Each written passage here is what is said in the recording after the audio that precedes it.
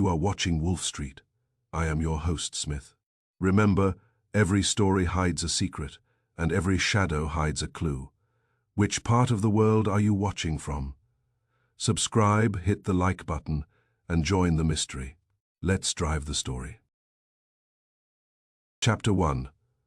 The late appointment Miles Rook arrived at the brownstone at 11:05, which told me two things before I opened the door.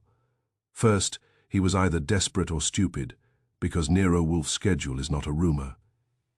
It is a law. Second, he had enough money to believe that other people's laws could be bent with the right voice and the right shoes. He had the shoes.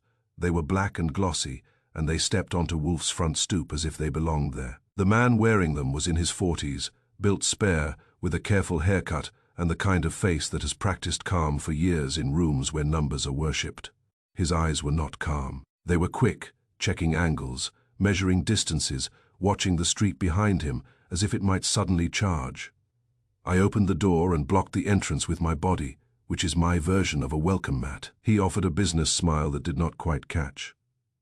Archie Goodwin, that depends, I told him. If you're selling magazines, I read with my eyes closed. He swallowed. My name is Miles Rook. I need to see Mr. Wolf. I looked him over. Banker was my first guess, and I do not mean teller. He had the posture of a man who has been told he is important by the architecture of his office. Mr. Wolf is not receiving, I said. I will pay, he replied quickly. That word usually works. It did not work on me, and it never works on Wolf unless he has already decided. I can pay, Rook added, as if his first sentence had been too modest. Congratulations, I said. So can most people who can stand on their own feet. His eyes tightened. This is serious.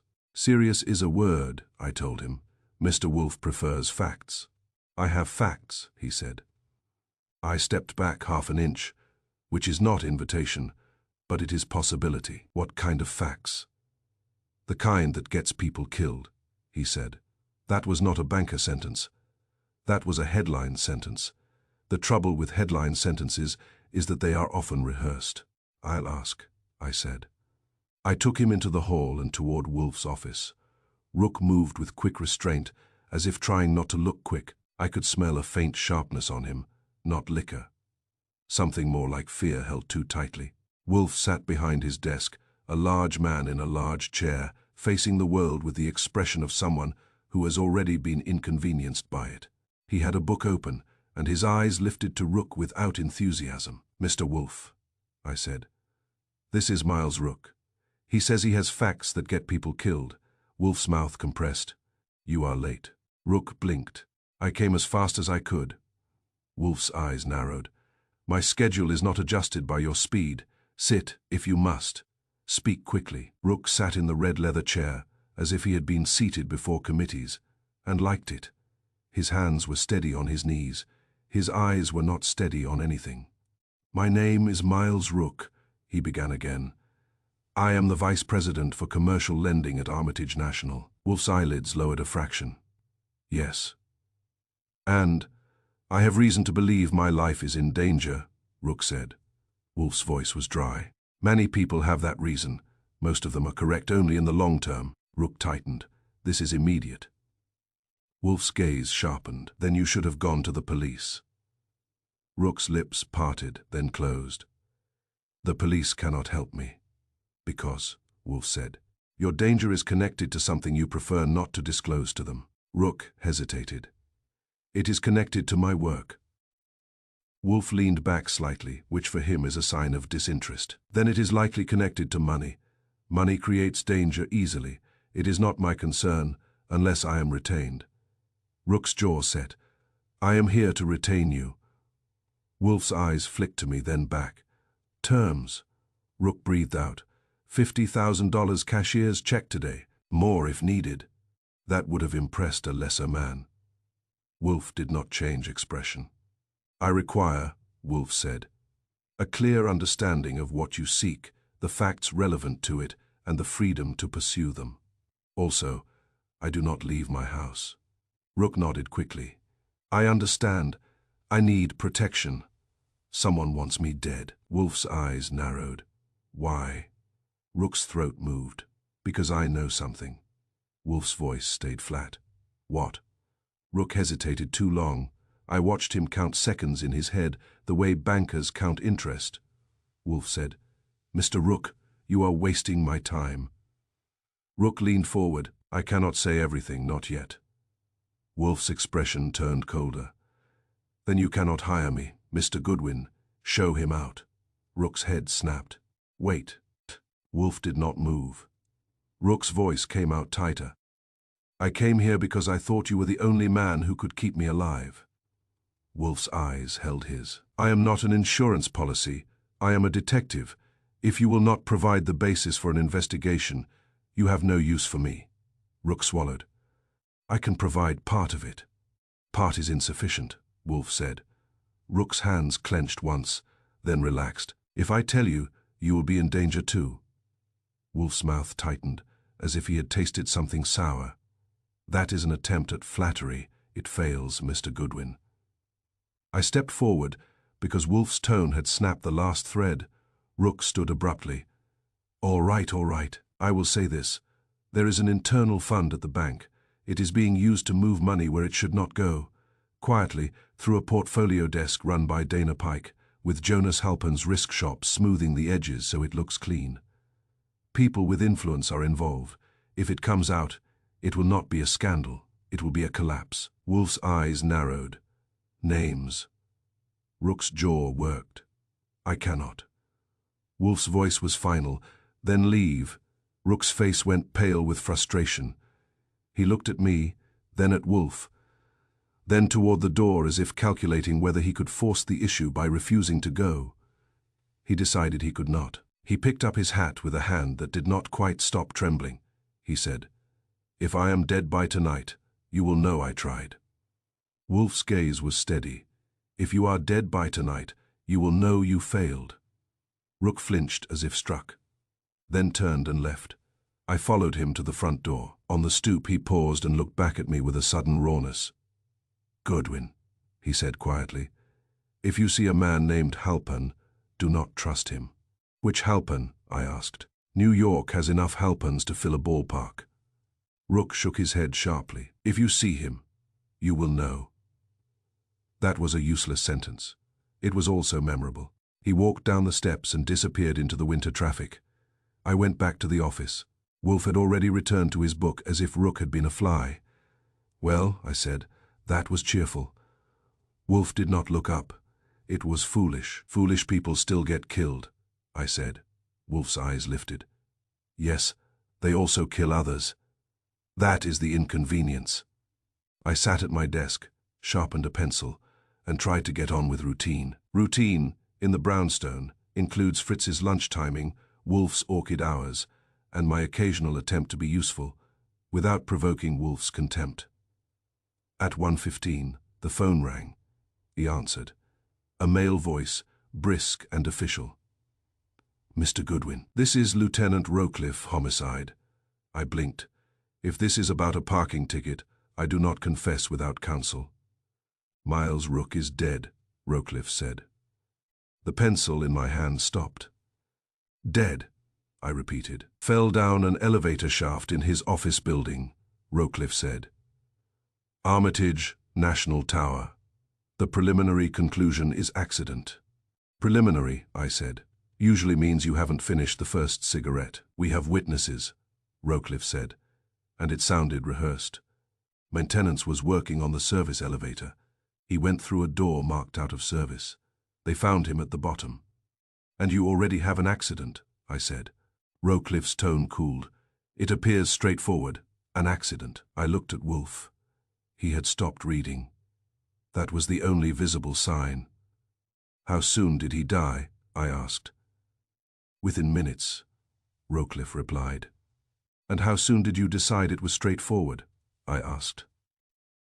Silence. Then Rocliffe said, Mr. Goodwin, you were the last known person outside his office to speak with him. According to his calendar, he had an appointment labeled Wolf.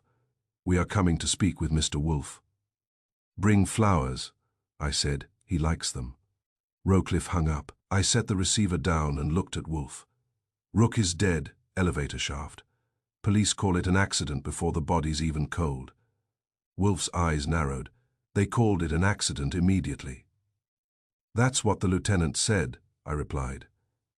Wolf sat very still. Then he said, a man who came here asking protection falls down an elevator shaft 2 hours after I refused him, and the police rush to declare the death benign. I nodded. It's a bad coincidence with good timing. Wolf's mouth tightened. There is no such thing as good timing in death. There is only intention. He rose, slowly, and walked to the window, looking out at the street as if the city might confess by changing its traffic pattern. Wolf, I said, you told him to leave. Yes, Wolf said. He left, and now he's dead, I said, which means he was right about one thing. Wolf turned back. His face was composed, but his eyes were hard. He was right that he was in danger. He was wrong that he could buy protection while withholding facts. I leaned back. We can still do something. We can call the police, offer help, act cooperative. Wolf's gaze fixed on me. We will not act cooperative, we will act competent. That was Wolf being generous with language. You refused him, I reminded. Wolf's voice was flat. He attempted to hire me without terms. I refused. That does not absolve the person who killed him. I raised an eyebrow. You're taking the case anyway. Wolf's eyes narrowed. Yes, for free, I said. Wolf's mouth tightened. Not for charity. Then why? I asked, though I already knew the answer had teeth. Wolf said, because the death reads like a dare written in grease pencil. Before I could enjoy that line, the doorbell rang. It was Lieutenant Rowcliffe, accompanied by a uniformed man and a detective with a notebook. Rowcliffe was a thick-necked, tight-lipped fellow who had likely learned patience from never having any. He walked into Wolf's office with the air of a man entering a room he disliked, but intended to own. Mr. Wolf, Rowcliffe said. Lieutenant, Wolf replied, offering no greeting beyond the word itself. Rowcliffe's eyes moved over Wolf's office, then landed on me. Mr. Goodwin, we need to ask you both some questions. Wolf sat, immovable. Proceed. Rowcliffe opened his notebook. Miles Rook visited you today. He did, Wolf said. Rowcliffe's eyes narrowed. Why, to attempt to engage my services, Wolf replied. Rowcliffe glanced at me. And you refused. Yes, Wolf said. He declined to provide necessary facts. Rowcliffe's mouth tightened. Then why did he have your name in his calendar? Because he intended to see me. Wolf said. He did see me. Rowcliffe leaned forward slightly. Did he tell you he feared for his life? He did, Wolf said. Rowcliffe's eyes sharpened. Did he say who threatened him? No, Wolf said. Rowcliffe exhaled through his nose. Very convenient. Wolf's gaze cooled. Convenience is your interpretation, Lieutenant. I am stating fact. Rowcliffe tapped his notebook. He fell down an elevator shaft at 1 o'clock. Witnesses say he stepped into a service corridor where maintenance was working. The service elevator door was open. He fell. Wolf's expression did not change. You have ruled it an accident. Rowcliffe's jaw tightened. We have ruled it appears to be an accident. Wolf's eyes narrowed. You said accident on the telephone. That was faster than prudence. Rowcliffe's face reddened slightly. We are not here to be lectured. Wolf's voice was calm. Then you are in the wrong house. Rowcliffe stared at him. Mr. Wolf, if you know something, you tell us. Otherwise, stay out of it. Wolf's eyes held his. Lieutenant, if you wish me to stay out of it, you should have been more careful with your verdict. You have made me curious. Rowcliffe's brows drew together. Curious. Yes, Wolf said. Mr. Rook came to me. He is dead within 2 hours. You call it an accident immediately. That suggests either remarkable confidence or remarkable pressure. Rowcliffe's mouth tightened. That's nonsense. Wolf leaned back slightly. Perhaps, But I observe that you are not merely dismissive, you are defensive. That suggests sensitivity. Rowcliffe's eyes flicked to the uniformed man. Then back. You're accusing the police of corruption. Wolf's voice stayed mild. Number, I am accusing someone of influence. Rowcliffe snapped his notebook shut. If you interfere, I will make your life unpleasant. Wolf's gaze was steady. You cannot make my life unpleasant. My life is arranged. Rowcliffe glared at him for a long moment, then turned his attention to me. Goodwin, did Rook say anything useful? I hesitated, then decided the best way to handle Rowcliffe was with a small truth that created a larger problem for him. He told me, I said, that a man named Halpern couldn't be trusted. Rowcliffe's face changed slightly, just enough. That told me more than his words could have. Halpern, Rowcliffe repeated. Which one? I said. Rowcliffe's jaw tightened. We're done here. He turned and left, the others following. The door closed behind them with the kind of finality that fools believe in. Wolf sat still for a moment, then said, Archie. Yes. You noticed, Wolf said. The reaction. To Halpern, I replied. Wolf nodded. Yes, that name touched something, and the speed of their verdict touches something else. Mr. Rook's death was not merely murder. It was a message. I frowned. To whom? To you. Wolf's eyes were cold. To anyone who believes they can request protection without paying the true price, which is truth. Also, perhaps, to me. I leaned forward. So what now? Wolf's mouth tightened. Now we take the case.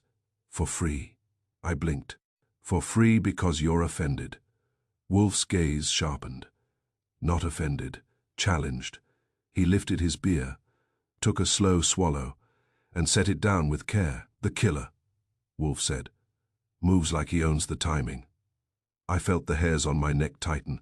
And you don't like competition. Wolf's eyes met mine. I do not like being dared. He looked toward the staircase, where the orchids waited upstairs in their regulated peace. Then he looked back at me. Archie, Wolf said, get your coat. We are going to see an elevator shaft. Chapter 2, The Open Shaft. If you have never stared down an elevator shaft, you have missed one of the city's most honest sights. New York lies for a living, but an open shaft tells the truth without effort.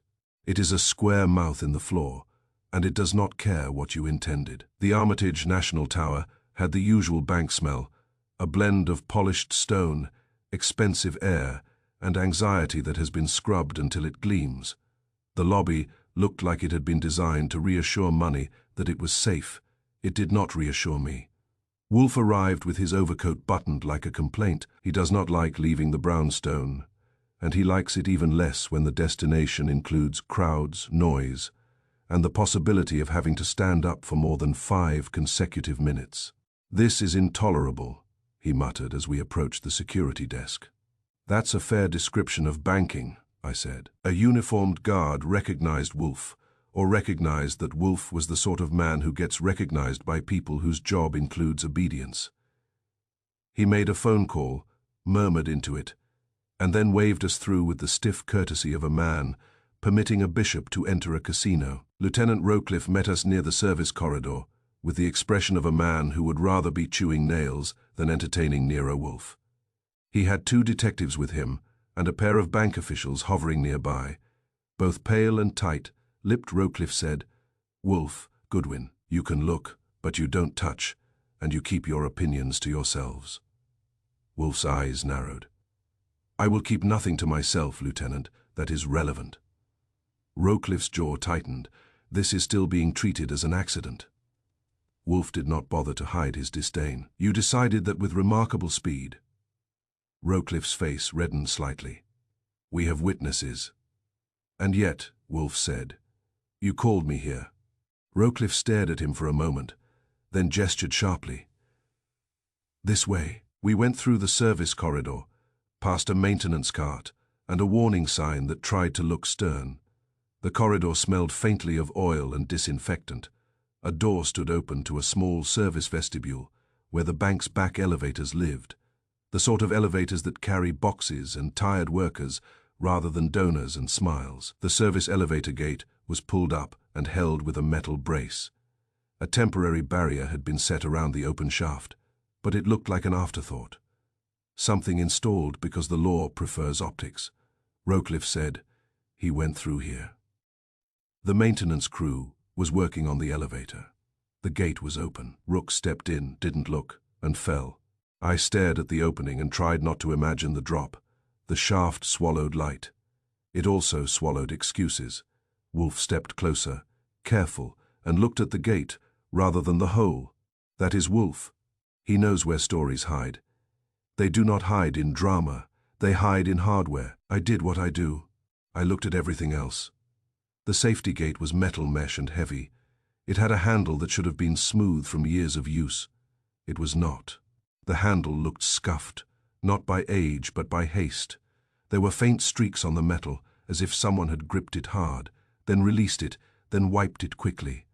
Not enough to clean it, only enough to smear. I nodded toward it. That handle has been handled in a hurry, then wiped in a hurry. Rowcliffe glanced at it without interest. It's a gate. People touch it. People do, I said, but they usually do not panic first. Wolf leaned closer, eyes narrowed. The scuffing is recent. Rowcliffe's mouth tightened. You can tell that by looking. Wolf's tone was dry. Yes, I can also tell you are irritated because I am correct.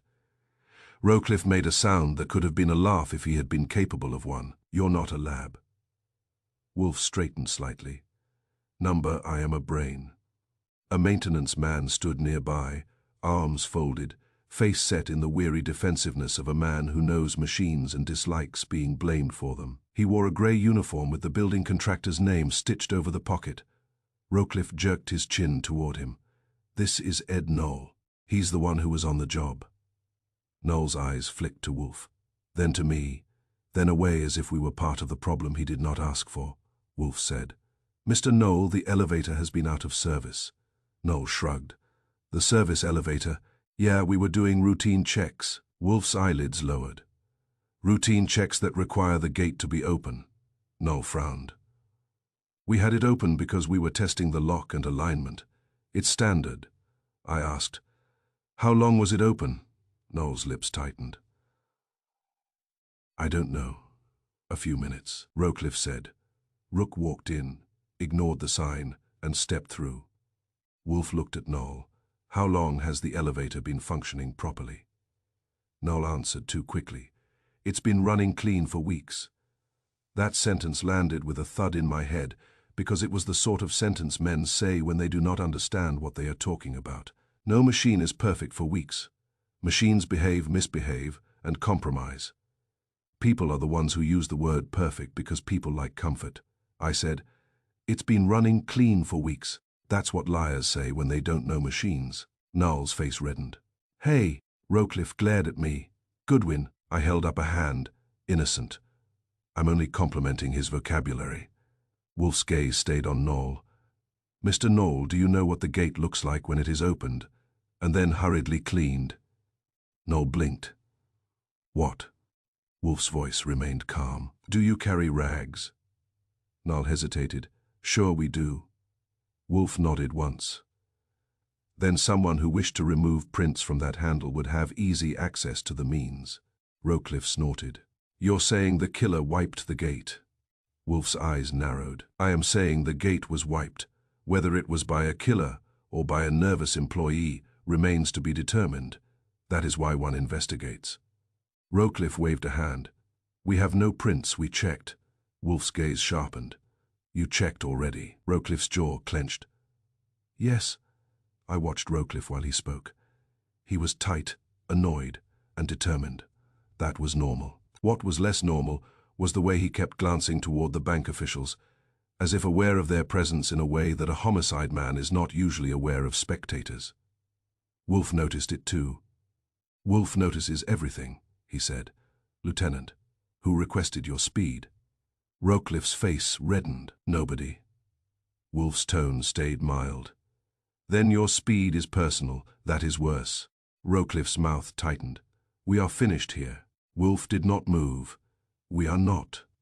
He turned his head slightly and addressed the nearest bank official, a thin man with polished hair and a pinched expression. You are, Wolf said. The man blinked. Excuse me. Your name, Wolf said. The man swallowed. Calvin Dre, Facilities Director. Wolf nodded. Mr. Dre, did Mr. Rook have reason to be in this service corridor? Dre hesitated. He, used the service route sometimes. He disliked crowds. Convenient, I murmured. Rowcliffe shot me a look. Wolf continued. Did he have a meeting scheduled? Dre nodded quickly. Yes, on 23. I felt a small jolt. 20. 3 was a conference room on this floor, tucked near the service corridor, used for private discussions. I knew that because banks map their floors like they map their money. Wolf said, with whom? Dre hesitated. I don't know. That's not my domain. Wolf's voice was flat. Everything in this building is your domain, Mr. Dre. That is why you have a title. Dre's lips tightened. I can check the booking records. Wolf nodded. You will. Rowcliffe snapped. Wolf, you don't get to order bank employees around. Wolf turned his eyes to Rowcliffe. Lieutenant, you do not get to order me around. Rowcliffe's face tightened. You're obstructing. Wolf's gaze stayed steady. I am examining the site of a suspicious death. If you call that obstruction, your vocabulary is as lazy as Mr. Knoll's use of perfect. Knoll muttered something under his breath that I chose not to translate. Rowcliffe exhaled sharply and opened his notebook. We have statements. We have the timeline. We have the report. Wolf's eyes narrowed. May I see it? Rowcliffe hesitated, then handed it over with reluctant irritation, as if handing a child a sharp tool. Wolf took the report, read it slowly, and his face tightened slightly. That was Wolf's version of surprise. He said, Interesting. Rowcliffe's jaw clenched. What? Wolf's eyes lifted. Your report includes a detail no witness admits saying out loud. Rowcliffe frowned. What detail? Wolf tapped the page with a thick finger. The report claims that Mr. Rook said, just before entering the corridor, I am late. I must hurry. Rowcliffe stiffened. That came from a witness.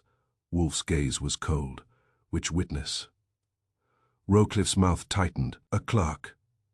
Wolf's voice stayed mild. Bring him here. Rowcliffe's face reddened. We don't drag clerks around because you want to play detective. Wolf leaned back slightly. Then you should not write fiction into your official report. Rowcliffe took a step forward, anger rising. Watch it. Wolf's eyes held him. Lieutenant, you are making a mistake. Either you are incompetent, or you are pressured, or you are complicit. Those are your only options, and none of them is flattering. The bank official, Dre, cleared his throat nervously. Lieutenant, perhaps we should cooperate. Rowcliffe swung toward him. Stay out of it. Dre paled and shut his mouth. Wolf handed the report back as if it were contaminated. Archie. Yes. Telephone Saul Panzer. Wolf said. Tell him to proceed. I raised an eyebrow. Proceed with what? Wolf's eyes were steady, tailing the inner circle. Rowcliffe snapped. What inner circle? Wolf ignored him. That is one of Wolf's most satisfying habits. I stepped aside and called Saul. He answered on the second ring, voice low and calm. Yeah, Saul, I said. Wolf says proceed. I already am, Saul replied. The bank's upper layer is moving, not fast, not obvious, like men tightening a belt. That sounds cheerful, I said. Saul's voice stayed calm. It's tighter than cheerful. There's a meeting in an executive suite, and people who don't usually travel together are arriving together. Someone is scared. Any names? I asked. Saul paused. One stood out, Halpern. My grip tightened on the phone. Which Halpern? Saul said. The one who runs internal risk. Name's Jonas Halpern. I glanced at Wolf. Wolf's eyes had sharpened at the name, as if the air itself had shifted. Stay on him, I told Saul. Do not lose him, Saul replied. I don't lose people. I hung up and returned to Wolf. Jonas Halpern, I said. Internal risk. Saul has him. Rowcliffe stiffened at the name, and there it was again, that tiny involuntary reaction. If Rowcliffe had been a better actor, he would have hidden it. That told me he was not acting for pride. He was acting for survival. Wolf watched him with cool satisfaction. Lieutenant, you react to that name. Rowcliffe's face flushed. I react to nothing. Wolf's voice stayed mild. You react to pressure. You are soaked in it. Rowcliffe's jaw clenched. This is over, Wolf said. It is beginning. We left the building with Rowcliffe staring after us, as if trying to decide whether to follow or pretend he had not been challenged. Outside, the winter air felt cleaner than the bank's polished atmosphere. It also felt sharper. New York sharpens everything, especially trouble. In the cab back to the brownstone, Wolf sat silent, eyes on the street, mind elsewhere. I let him be silent for half a minute, which is my limit. So, I said. The gate was scuffed and wiped. The report includes a sentence nobody admits, and Halpern's name makes homicide men twitch. That's a healthy start. Wolf's mouth tightened. Mr. Rook came to me without terms. He left and died. The speed of the verdict was not merely impatience. It was guidance. I frowned. From the bank. Likely, Wolf said. The bank is a machine, Archie. It operates on control. If a body threatens control, the machine moves to contain. I said, Rook threatened control. Wolf's eyes narrowed. He threatened to stop being useful. That can be fatal in institutions. Back at the brownstone, Fritz met us with the look of a man who disapproves of the city's interference with lunch. Wolf took one look at the clock in the hall and grimaced as if time had insulted him personally. Beer, Wolf said. Fritz brought it. Wolf drank, then sat in his chair, and the room settled into its proper order again, except for the fact that a banker was dead and someone had dared Wolf to notice. Wolf said, Archie, the killer is moving like he owns the timing. I nodded. And he's teaching the police to tell time his way. Wolf's eyes hardened. Yes. He sat forward slightly. The report's false detail is not accidental. Someone wanted that sentence in official ink. Why? To paint Rook as careless, I said, or to suggest he rushed. Wolf nodded. To establish negligence. To close the matter. I leaned back. And the gate being wiped means someone cared about Prince. Or about perception, Wolf said. If you want a death to be accepted as an accident, you remove the traces of deliberate handling. I scratched my chin. If it's a bank, there are cameras. Wolf's gaze narrowed. Yes, and someone who owns the timing may also own the cameras. He looked at me. You will go back. You will obtain the elevator maintenance logs, the camera footage, and the booking record for conference room 23. If they refuse, you will persuade them. How? I asked. Wolf's eyes narrowed. By reminding them that obstruction is untidy. That was Wolf's version of telling me to make trouble. And Saul, I said. Wolf nodded. Saul will stay on Halpern. The circle is tightening, Archie. When people tighten like a fist, they intend to strike or to hide. I stood, reached for my coat again, and felt the day settling into the shape it was going to have, which was long. At the door, I paused. Wolf. Yes. Rook came here to ask protection. You refused. Now you're taking it for free. Wolf's mouth tightened. It is not for free. The price is my satisfaction. I grinned. That's expensive. Wolf's eyes met mine. Yes, and someone has offered to pay it in arrogance. I will collect. Outside, the city kept moving, as if elevators did not drop bankers into shafts, and police did not hurry to call it fate. But I had seen the scuffed handle and the wiped metal, and I had heard Halpern's name tighten a lieutenant's jaw. Simone was steering time, and Wolf had decided to take the wheel. Chapter 3. The widow's cabinet. When a man dies by falling down an elevator shaft, people like to talk about gravity. It is a comfort. Gravity is impartial.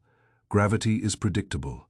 Gravity does not belong to anyone. The trouble was, in Miles Rook's case, someone had behaved as if gravity worked for him. Wolf stayed in the brownstone because Wolf always stays in the brownstone. He was in the office with a beer, a book, and the expression of a man who has accepted an inconvenience only because he intends to charge it interest. "You will go," he told me. "To the widow." I blinked. "The widow?" "Yes," Wolf said. "Mr. Rook's wife. She will have what he did not bring me. Fear has leftovers." "Romantic," I said. Wolf's eyes narrowed. "Practical." I went. Rook lived in a building that tried to look modest while charging for its humility. The doorman wore a uniform, and the lobby smelled like flowers that had been purchased to convince tenants they were safe. New York has a talent for selling safety, as D. Facor. Mrs. Rook opened the door herself. That surprised me. Widows in that income bracket usually outsource grief to staff. She was in her late 30s, dark hair pulled back without fuss, face pale, eyes tired in a way sleep does not fix. She looked like a woman who had been running on adrenaline and had just realized the fuel was gone. "Yes," she said, before I could introduce myself. Her voice held steady, but only by force. "You're from Nero, Wolf." "That depends," I said. "If you hate him already, I'm his cousin." She almost smiled, then stopped. "My husband told me if anything happened, I should speak to Mr. Wolf. He said you would come." That was not comforting. It meant Miles Rook had been planning for his own death, like a banker planning a retirement account. She stepped aside and let me in. The apartment was quiet, not empty, quiet. There were signs of life everywhere, books on a table, a child's drawing on the refrigerator, a scarf on a chair. But the air had a sterile neatness, like someone had been cleaning to keep from thinking. Mrs. Rook led me into a living room with a large window looking down on traffic. Outside, horns and winter wind inside, a stillness that pressed against the ears. "My name is Renee," she said. "Renee Rook." "Archie Goodwin," I told her. "I'm sorry." She nodded, as if she had heard those words too many times already. "My husband visited Mr. Wolf this morning." "He did," I said, "and then he died." She flinched. She wanted the sentence not to exist, but it did anyway. Renee sank into a chair and clasped her hands. "He didn't tell me everything. He said he couldn't, but he said he was afraid of a paper accident." "A paper accident," I repeated. She nodded quickly, as if relieved to be understood. "That's what he called it. He said it was the kind of accident that happens without blood. Numbers vanish, blame lands, careers die quiet. People lose everything, and there's no one to arrest," he said. "The bank knew how to make it look like you did it to yourself." I let that settle. It fit Wolf's earlier observation. Banks prefer clean deaths, the sort that do not stain the carpet. "What numbers?" I asked. Renee shook her head. "He never said. He just said he had seen something he wasn't supposed to see. And once you see it, you are either part of it or you are erased." I raised an eyebrow, erased like falling down an elevator shaft. Her eyes filled. He didn't think they would do that. He thought they would ruin him. He thought they would take his license, his job, his reputation. He was terrified of being blamed for something he didn't do. I leaned forward. "Did he mention any names?" Renee hesitated. "He mentioned Halpern," he said. "Halpern was dangerous. He also mentioned Dana Pike once, only once." And then stopped himself, like saying her name out loud was worse than the fear. "Jonas Halpern," I said. Her eyes sharpened. "Yes, that's the one," he said. Halpern could make anything look official. That was useful. It also made my stomach tighten, because it implied a man who understood how ink becomes truth. "Did your husband bring anything home?" I asked. "Papers, folders, a flash drive, anything that looked like work." Renee hesitated again. She glanced toward a hallway, then back. "He kept a file cabinet in his study. He told me not to touch it." That is a sentence that guarantees the file cabinet will be touched. "I need to see it," I said. Renee rose. She moved like someone who has been walking carefully for hours, afraid of making noise that might wake the dead. She led me to a small study, desk, lamp, a framed photo of Miles with a child, smiling like a man who believed in weekends. A tall file cabinet stood against the wall, except it did not stand right. The top drawer was there. The second drawer was not. The third drawer was there. The gap looked wrong. A missing tooth in a clean smile. Renee said, "It was like that when I found it. The drawer is gone." "Gone where?" I asked. She shook her head. "I don't know. I asked the building staff if anyone had come in. They said no." "That means yes," I said. Renee's eyes widened slightly. "Someone came here." "Someone who believed your husband kept something," I said. I crouched in front of the cabinet and looked at the carpet. The room had that lived-in look, a few specks of dust, a faint shadow where furniture had been, but directly beneath the cabinet, beneath where the missing drawer would have been pulled out. The carpet was cleaner than the rest, not freshly vacuumed. Cleaner in the way carpet looks when something has been resting on it and then removed. I ran my fingers lightly over it. No grit, no crumbs, no ordinary mess of living. "The carpet under it is clean," I murmured. Renee stared. "What does that mean?" "It means the drawer didn't disappear today," I said. "It means something heavy sat there, or something covered it, long enough to keep ordinary dirt from settling." Renee's face tightened. "So he had it out." "Yes," I said, "or someone else did." I stood and examined the cabinet more closely. There were faint scrape marks on the metal frame, the kind made by a drawer being forced out, not gently removed. "Did Miles have a key?" I asked. Renee nodded. "On his ring, but his ring was with him when they brought him home." "Then whoever removed the drawer opened it another way," I said. Renee's voice shook. "They went through our home." I looked at her. "They were in a hurry." "How do you know?" she asked. I pointed. "They wiped the cabinet handle too." Sure enough, the metal pull had that faint smeared look I had seen on the elevator gate handle. It is amazing how many criminals have the same instinct. Erase the touch and hope the story erases with it. Renee's hands trembled. "What do I do?" "You do nothing," I told her. "You let the police do their slow dance, and you let Mr. Wolf do his fast one." She swallowed. "Will you find who did this?" "I intend to irritate the right people," I said. "That usually leads to answers." I took a breath and went back to the living room with her. "I wanted one more thing, Renee," I said. "This morning, before he came to Wolf, did he leave the apartment carrying anything?" She hesitated. "He had a thin folder, brown like inter-office mail. He kept it under his coat." My pulse jumped. "Did he say where it was from?" She shook her head. "Number," he said only, that he had to speak to someone who could keep it from being buried. Buried. That was a banker's word for lost forever. "Thank you," I said. "I know this is terrible." Renee's mouth tightened. "He tried to do the right thing, and now he's gone." I nodded. "That happens more than it should." As I left, she stood in the doorway, pale and straight, a woman who had just discovered the world does not care about vows. Outside, the winter air hit my face and felt more honest than the apartment had. I called Wolf from the sidewalk. "Wolf," I said. "Widow says Rook. Feared a paper accident," I told him. "Numbers vanishing, blame landing, careers, dying quiet." He named Halpern as dangerous. "Also, there's a file cabinet at home with a missing drawer. The carpet under it is clean, like something heavy sat there for a while. And he left the apartment this morning with a thin brown folder under his coat." There was a pause.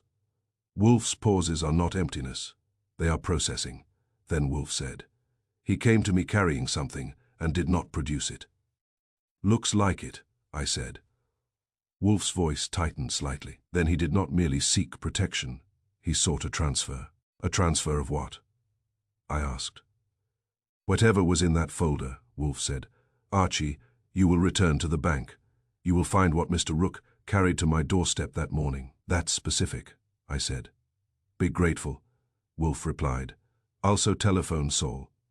I called Saul Panzer after hanging up on Wolf, because that is the proper order, Saul answered quickly. Voice low, I'm still on Halpern, he said before I could speak. The circle's tightening. 2 executives met him this morning. One is the bank's counsel, one is the security chief. They look like men preparing for a storm. Any sign they know about the missing drawer? I asked. Not yet, Saul said. But Halpern left the bank, went to a private club, and met a man I haven't identified. If this is an accident, it's the most organized one I've ever seen. It's not an accident, I said. Stay close. You got it, Saul replied. And Archie? Yeah. You're being watched, Saul said. I stopped walking. How do you know? I saw a tail peel off you after you left the tower earlier, Saul said. Amateur or arrogant, either way, close. Close like how close? I asked. Saul's voice stayed calm, close enough to smell him. I felt a faint chill that had nothing to do with the weather. Any description. Medium height, clean coat, moves like he thinks he belongs, Saul said. Cologne, heavy like he wants you to notice. That fit Wolf's dare theory, a message delivered by proximity. Thanks, I said. I'll make him regret the fragrance. I hung up and started toward the bank again, and the city immediately felt different. Not louder, not darker, just pointed. The sound of my own footsteps sounded too clear. The passing faces looked ordinary, which is what makes them dangerous. Half a block later, I caught it. A scent, not cigarette smoke, not street food, not winter air. Cologne, heavy, sweet, confident, as if someone had decided scent was a calling card. I did not turn. Turning is what the tail wants. I kept walking and used the reflection in a shop window to watch without looking. There he was, 3 paces behind, close enough to share my oxygen, a man in a neat coat, with a scarf wrapped just right, eyes forward, expression neutral. He did not pretend to be casual. He did not pretend at all. He was letting me know he could.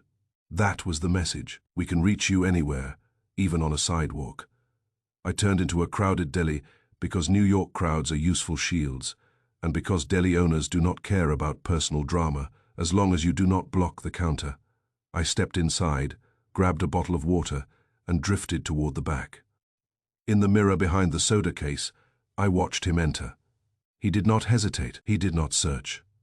He followed the line of my path as if reading it.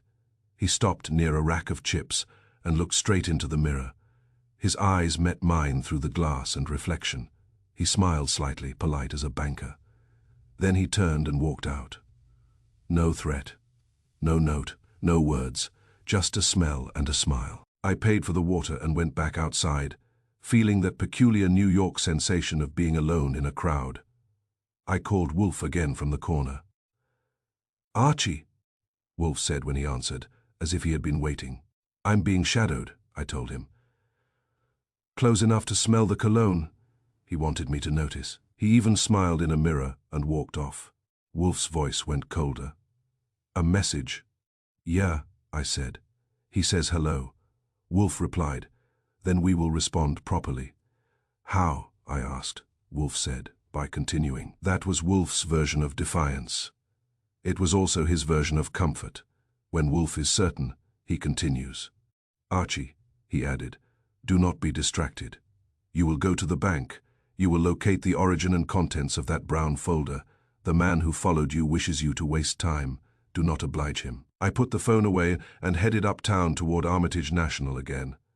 A banker had died like a piece of careless paperwork. A drawer had vanished from a home cabinet. A brown folder had been carried to Wolf's doorstep and never shown. And now someone had pressed his cologne against my day like a thumbprint. If the killer believed he owned the clock, he was about to learn that Wolf does not share time. Fin Chapter 4. Security smiles if you ever want to see how a place thinks. Watch how it handles fear. Armitage National handled fear, the way it handled money, quietly, with forms, and as far from the public eye as possible. The lobby that had looked like polished safety yesterday looked like polished denial today. People moved a little faster, smiled a little harder, and kept their eyes on their work, as if eye contact might be subpoenaed. I walked in as if I belonged there. That is a talent you develop in Wolf's service. Wolf does not come with legs, so I borrow other people's confidence when I need it. The guard at the desk recognized me and did not look pleased.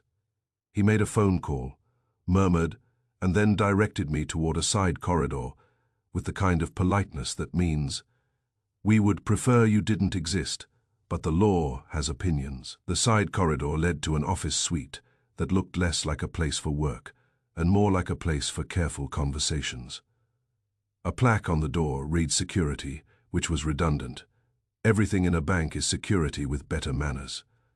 Grant Hale met me inside. He was in his late 50s, broad-shouldered, with close-cut hair and a face that had been built for refusing requests.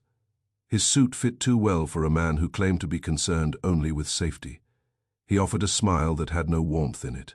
It was a smile with a hinge. "Mr. Goodwin," he said. His voice was smooth, controlled. "You're persistent." "I have a boss who takes persistence as a hobby," I replied. Hale gestured to a chair. "Sit." I sat. Hale remained standing. That was the first warning sign. Men who want to be friendly sit. Men who want to dominate stand. "I'm told you were here yesterday," Hale said. "Your security," I said. "You're told a lot." His smile tightened. "We take our responsibilities seriously." "So did Miles Rook," I said, "until he fell down an elevator shaft." The smile stayed in place, but something in Hale's eyes tightened a fraction. You could see the lock engaging. "That was a tragedy," Hale said. "It was also fast," I said. "Fast fall, fast verdict." Hale's voice remained smooth. "The police investigated. They reached a conclusion." "I've met their conclusions," I said. "They arrive early and leave before dessert." Hale's smile thinned. "Mr. Wolfe has no official role in this matter. That's what makes him useful," I said. "Official roles tend to come with blinders." Hale leaned forward slightly. "If you are suggesting that the bank is involved in Mr. Rook's death, you are making a serious accusation." "I'm suggesting the bank is behaving like a stage manager," I said, "and someone wrote the script before the curtain went up." Hale's eyes narrowed. "You're here to stir trouble. I'm here to find what Rook carried into your building yesterday morning," I said. A thin brown folder, inter-office mail style, under his coat. Hale did not blink. "No idea." "That's a shame," I said, "because he didn't bring it out." Hale's voice stayed calm. "Search his office." "Your office," I corrected. Hale's smile returned. "It is sealed." "That's adorable," I said. "Sealed by whom?" Hale's eyes cooled. "By law enforcement." "Then law enforcement is cooperating with you," I said. Hale's smile did not change. "The bank cooperates with the police." I leaned back. "Funny, yesterday, Lieutenant Rowcliffe was defensive when I mentioned a man named Halpern." Hale's eyes flicked once. Quick, there it was again. The name was a pin. "Jonas Halpern is an employee," Hale said evenly. "He is not a suspect." "Did I say suspect?" I asked. "I said name." Hale's voice tightened slightly. "Mr. Goodwin, you are not welcome to interrogate our staff." "Then I'll make it a conversation," I said. His smile hardened. "Our employees have been instructed not to speak to outside parties about internal matters. That's the bank's version of free speech," I said. Hale's eyes remained steady. "Yes." I stood. "Thanks for the warning sign." Hale's smile lingered. "Mr. Goodwin." "Yeah. If you continue to interfere, you may find the bank less accommodating." I nodded. "If you continue to choreograph, you may find Wolfe less patient." His smile tightened, but he said nothing. Locks don't chatter. I left his office and went back into the general employee area, where the bank's human machinery moved in lines and habits. If you want truth in a place like that, you do not ask the men with titles. You ask the people who see feet and hear voices and have no reason to protect the institution beyond keeping their jobs. A teller station sat near a side corridor that led toward the service elevators. The teller was a woman in her 20s, with a neat bun and the alert eyes of someone who had learned to count money without trusting anyone. I stepped up and offered my best harmless smile. "Hi," I said. "I'm looking for someone who can point me toward conference room 23. Her eyes flicked to my face, then away, then back. That's not a public room. I'm not public, I said. I'm inconvenient. She hesitated. You should speak to security. I just did, I said. He smiled like a warning sign. Her mouth twitched, almost a smile. Then she caught herself. People in banks do not smile without checking who's watching. I lowered my voice. You were here yesterday. Her eyes sharpened. I was working. Did you see Miles Rook? I asked. A small tightness appeared in her face. I saw him come through the corridor. Did you see him with anyone? I asked. She hesitated. Then she glanced slightly toward a camera bubble in the ceiling. I said, we can pretend I'm asking about lunch if it helps. Her lips pressed together. He was arguing. With whom? I asked. She swallowed. A man, in a grey coat, near the service elevator. My pulse ticked. Grey coat. She nodded quickly, eyes darting. Yes. I pulled out my notebook. Describe him. Her mouth opened, then closed. Her eyes widened slightly, as if she had been startled by her own memory. She began, and stopped. What? I asked. She blinked rapidly. I don't know, I can't. I only saw the coat. I held the pen poised. You just said he was arguing with a man in a grey coat. She swallowed. Her face went paler. I shouldn't have said that. That's a different issue, I said. Tell me the face. She shook her head quickly. I can't. I don't remember. She did remember. I could see it in the tension around her eyes, the way she was fighting her own recollection. It was as if the memory had been yanked backward by a hook, the moment I tried to write it down. I closed the notebook, slowly, deliberately, like a man putting away a weapon. All right, I said softly. Then tell me this. Was the man confident or nervous? Her eyes flicked. Confident. Older or younger than Rook? I asked. She hesitated. Older. Did he touch Rook? I asked. Her throat moved. Numbered. Did Rook look frightened? I asked. She whispered. Yes. I nodded. That's enough. Thank you. Her eyes darted again toward the ceiling camera.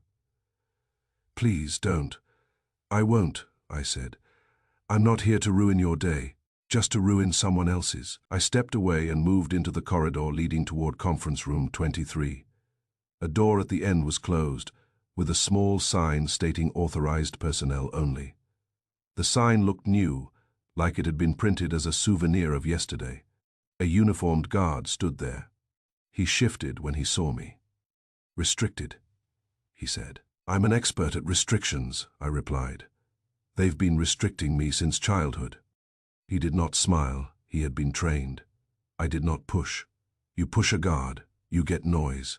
I wanted quiet. I drifted away, looping around through another corridor, watching exits, noting cameras, watching which employees looked over their shoulders.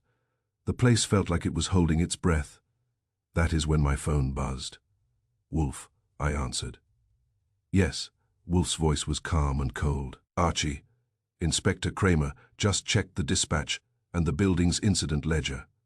The bank called homicide before the fall was reported to the front desk. I froze, half turned in a corridor full of fluorescent light. Say that again. The call to homicide, Wolf said, was logged at 12:57. Per Kramer's dispatch log, the front desk report of the accident was logged at 1:01, per the building's own incident ledger. I felt my stomach tighten. So they called the police before the official internal report. The front desk incident ledger every bank tower keeps for liability. Yes, Wolf said. That is not procedure. That's choreography, I said. Indeed, Wolf replied. Kramer checked because Rowcliffe's speed offended him. Someone in that building knew the fall was about to occur, or knew it had occurred before the public route registered it. I've got a witness, a teller, who saw Rook arguing with a man in a grey coat near the service elevator. Then she forgot his face the moment I took out a pen. Wolf's voice sharpened slightly. Forgot. Like it was pulled back, I said. She was scared. Wolf paused. And you are being watched. I glanced toward the corridor entrance, where two men in suits stood talking too casually. One wore a grey coat. The cologne hit me again, faint but unmistakable. "I'd say yes," I murmured. Wolf's voice was flat. "Do not leave the bank alone." I smiled without humor. "Wolf, you know I'm never alone. New York is full of volunteers." Wolf ignored that. "Go to the lobby. There will be a man named Saul Panzer. He will join you." I blinked. "Saul is coming in." "He is already there," Wolf said. He anticipated my instruction. That was Saul. He could smell trouble like a bloodhound, and usually arrived before the scent settled. I ended the call, pocketed the phone, and walked toward the lobby without hurrying. Hurrying would admit fear, and the cologne man wanted me to admit fear. As I passed the corridor mouth, the man in the grey coat shifted slightly, just enough to let me see his face in profile. Older than Rook, like the teller had said. Calm. The kind of calm that comes from believing the building is yours. So I kept walking. In the lobby, Saul Panzer stood near a marble column, reading a newspaper that was clearly decorative. He looked up as I approached. "Hey," he said. "Nice place," I said. "Smells like money and denial." Saul's eyes flicked past me. "You've got a tail." "Yeah," I said. "He wears his cologne like a signature." Saul nodded. "Grant Hale knows." "Of course he does," I said. "He smiles like a lock." Saul's mouth tightened slightly. "Wolf wants you out." "He wants me alive," I corrected. Saul glanced toward the elevators. "You got anything?" "Teller saw Rook arguing with a man in a grey coat near the service elevator," I said. Then she forgot his face. Saul's eyes narrowed. "That's not forgetting, that's pressure." "Right," I said. "And Wolf just learned the bank called the police before the fall was reported to the front desk." Saul's face hardened. "They pre-called homicide." "Choreography," I said. Saul nodded. "Then the next question is who's conducting?" I looked at the elevator bank, at the polished doors that hid cables and steel, and apparently a script. "Yeah," I said. "And how many rehearsals there were before the main performance?" Saul folded his newspaper, as if concluding it was no longer amusing. "Let's go." "Where?" I asked. Saul's eyes were steady. "Somewhere they don't expect you to still be asking questions." As we walked out into the winter air, I felt the cologne fade behind us, but I knew it wasn't gone. It had done what it came to do. It had delivered the message. We were being watched. And now, with Wolf's discovery about the call timing, we knew something else. Someone in that bank didn't just own the clock. He owned the cues. Chapter 5. The calendar tells if you want to learn what a bank is hiding, do not look at its vault. Look at its calendar. Saul Panzer and I sat in a diner 2 blocks from the Armitage National Tower, because diners are where New York conducts its more honest negotiations. The coffee was strong enough to qualify as an irritant. The counterman looked like he had seen every version of desperation and judged them all equally uninteresting. That was comforting. Saul had his back to the wall. Of course, Saul is the kind of man who sits as if furniture is tactical. "You were right," Saul said. I lifted an eyebrow. "Try not to say that too loud. Wolf might hear it and faint." Saul ignored me. "Rook had a private meeting scheduled yesterday morning. Not with a bank man." "With who?" I asked.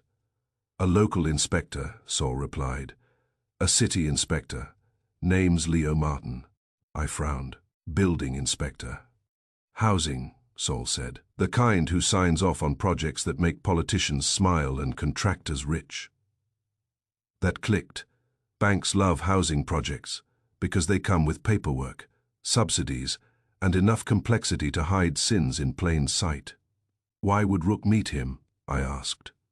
Saul's face stayed calm because the loan portfolio tied to a housing project was falsified. I stared. "Falsified how?" "Paper looks clean," Saul said, "but the underlying loans were not what the numbers said. Some were non-performing. Some were double counted. Some were tied to shell borrowers. The portfolio was being sold internally as stable and profitable. Rook flagged it." "Flagged it to an inspector," I said. "That's not normal." Saul shook his head slightly. "Rook didn't go through bank channels. He went around them, which gets you thrown down elevator shafts. I muttered. Saul's eyes narrowed. He met Martin at 8:40, 5 yesterday at a coffee place near City Hall. Then he went to Wolf. That gave the morning a shape. A banker meets a public inspector about a falsified portfolio, then goes to Wolf for protection, then dies in a fall.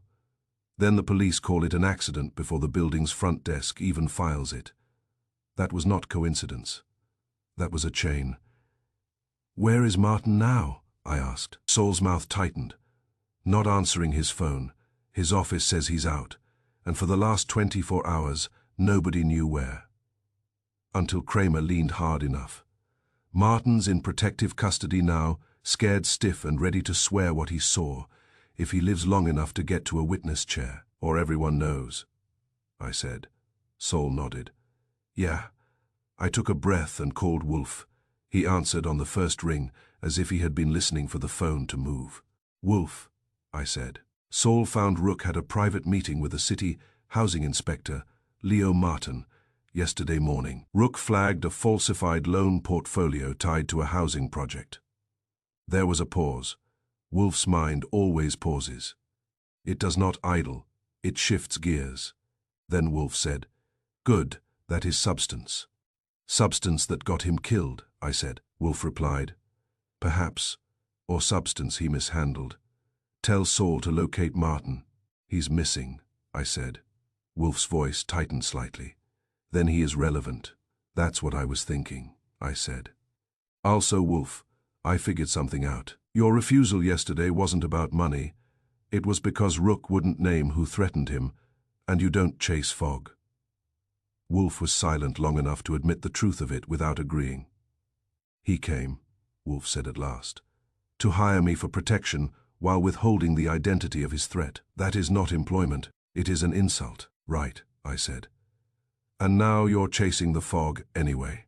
"No," Wolf said. "Now I am chasing the hand that created the fog." I leaned back in the diner booth, watching a man at the counter drown pancakes in syrup, as if carbohydrates were a religion. "The killer made it personal," I said. "Staged an accident with a signature." Wolf's voice was calm. "Yes, the wiping, the false detail in the report, the premature call to the police, the shadowing of you. These are signatures. They are not necessary for murder. They are necessary for a message." Saul watched me as I spoke. He could read Wolf's tone through my side of the call. Saul respects Wolf, which is rare. Saul respects anyone who can outthink criminals without leaving a chair. Wolf said, "Return to the brownstone, both of you." "Now?" I asked. "Now," Wolf replied. "I will lay out the riddle. We paid the diner bill, because unlike banks, diners do not forgive debt." Saul and I rode back to West 35th, and the brownstone's front steps looked unusually welcoming. There is something about returning to Wolf's domain that makes the city feel slightly less in control. Fritz admitted us with the expression of a man who disapproves of trouble, but accepts it as inevitable. He had the smell of food in the house, and that smell did more for my nerves than any therapy. Wolf insists on civilization even when chaos knocks. Wolf was in the office with a beer. He did not rise. He did not need to. His chair was his throne and his weapon. Saul sat in the red leather chair, because Saul does not mind comfort. I took my desk. Wolf looked at Saul. "You have found something." Saul nodded. "Rook met a housing inspector, Leo Martin, yesterday morning. They were discussing a loan portfolio tied to a project. It's been falsified." Wolf's eyes narrowed. "Falsified?" Saul nodded. "Numbers dressed up, bad loans hidden. It would collapse if exposed." Wolf leaned back slightly. "A collapse? That word again, Mr. Rook used it." I frowned. "He did. He told Wolf it would be a collapse." Wolf's gaze sharpened. Then his fear was accurate. He attempted to prevent collapse. Someone prevented him instead. He took a slow swallow of beer, set the glass down carefully, and then said, "Now, the riddle." I sighed. Always with the riddles. Wolf ignored me. "Mr. Rook dies in a manner designed to appear accidental, and to be declared accidental instantly. The declaration was made before the accident was reported through normal channels. Therefore, someone arranged quick closure. Saul's eyes narrowed. Who can do that? Wolf nodded. Precisely who benefits from quick closure and who can arrange it. He held up a finger, as if lecturing reluctant students. First, Wolf said. Who benefits? The bank, not in general, but specifically those within the bank who fear exposure of the falsified portfolio. Exposure threatens careers and freedom. Therefore, they desire closure, I said, and an accident closes better than a murder. Wolf nodded. Yes. Second, who can arrange quick closure? That requires influence over the police response and over internal bank reporting. It also requires access to the service corridor and the elevator gate, Saul said. Security. Wolf's eyes narrowed. Security Chief Grant Hale, for example. He can control cameras, restrict employee speech, manage access, and coordinate with police. I thought of Hale's smile, the hinge, the lock. He did smile like a warning sign. Wolf continued.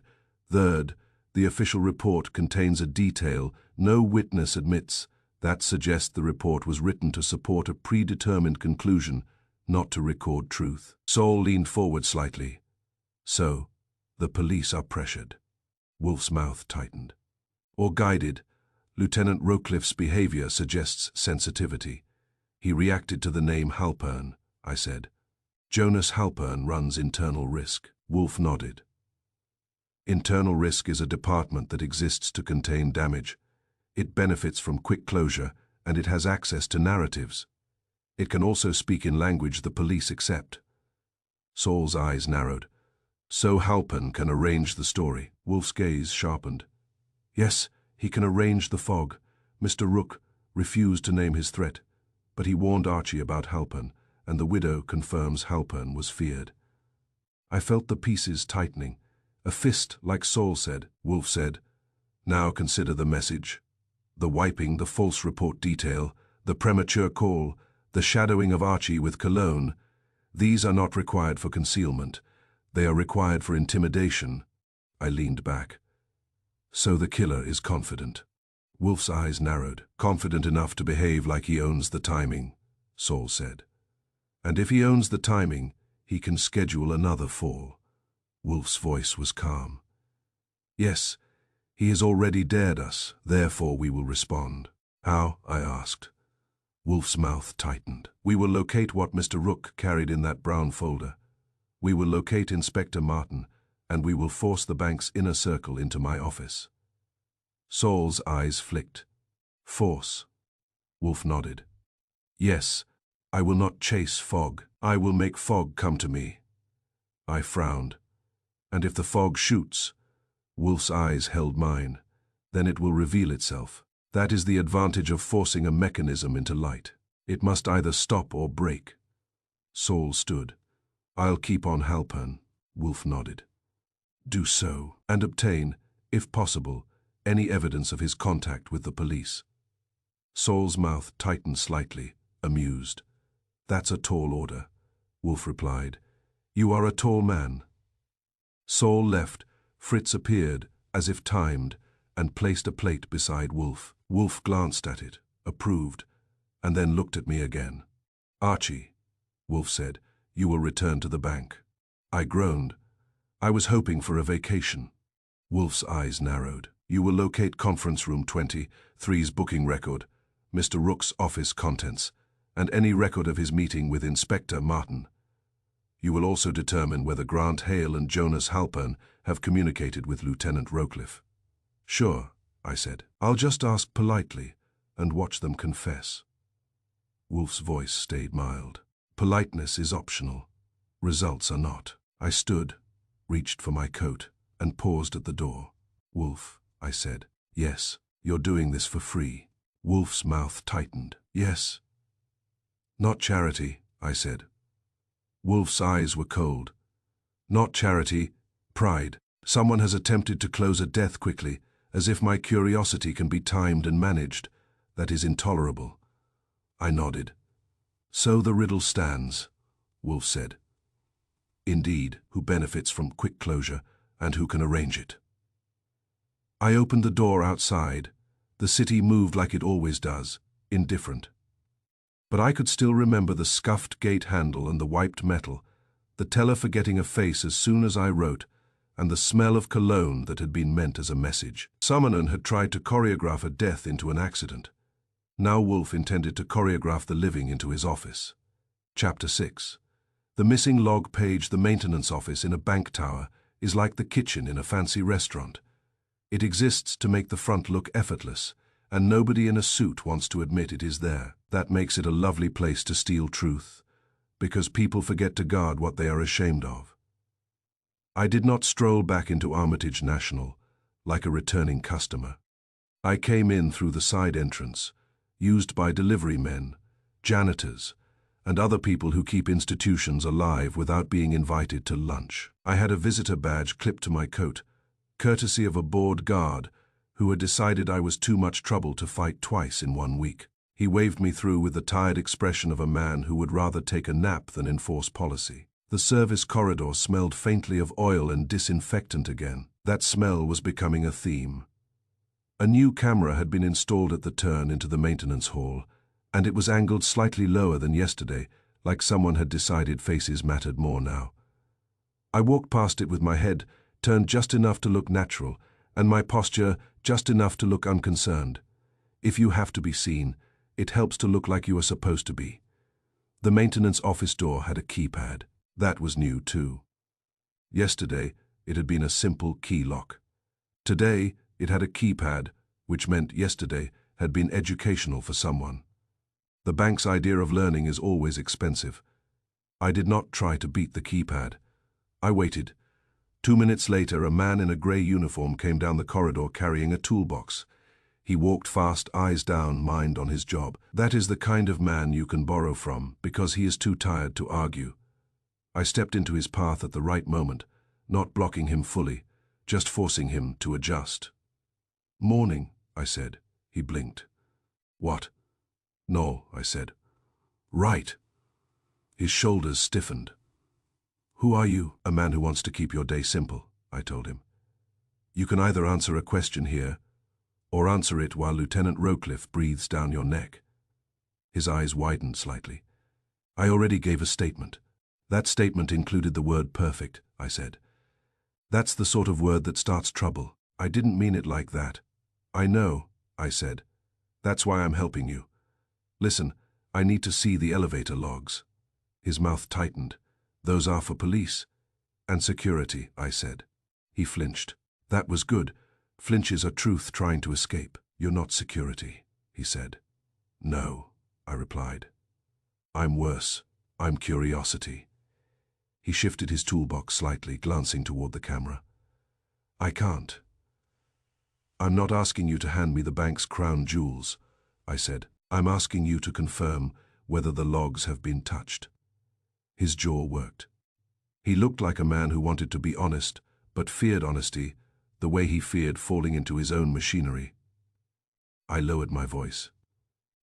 "Ed, somebody died. If it was an accident, fine. If it was arranged, you're standing in the arranged part." He swallowed. "I didn't arrange anything." "Then prove it," I said. He hesitated. Then typed the keypad code quickly and opened the maintenance office door. I slipped in behind him, and he let it happen, because once you make one mistake, you might as well get something out of it. The office was small and ugly, metal desks, clipboards, a coffee maker that looked like it had given up, a corkboard full of safety notices nobody read, a filing cabinet that had seen better decades, shut the door behind us and said, "5 minutes." "4," I replied. "Elevator logs," he said. "We keep them in there." I opened the folder and found a stack of log sheets clipped together.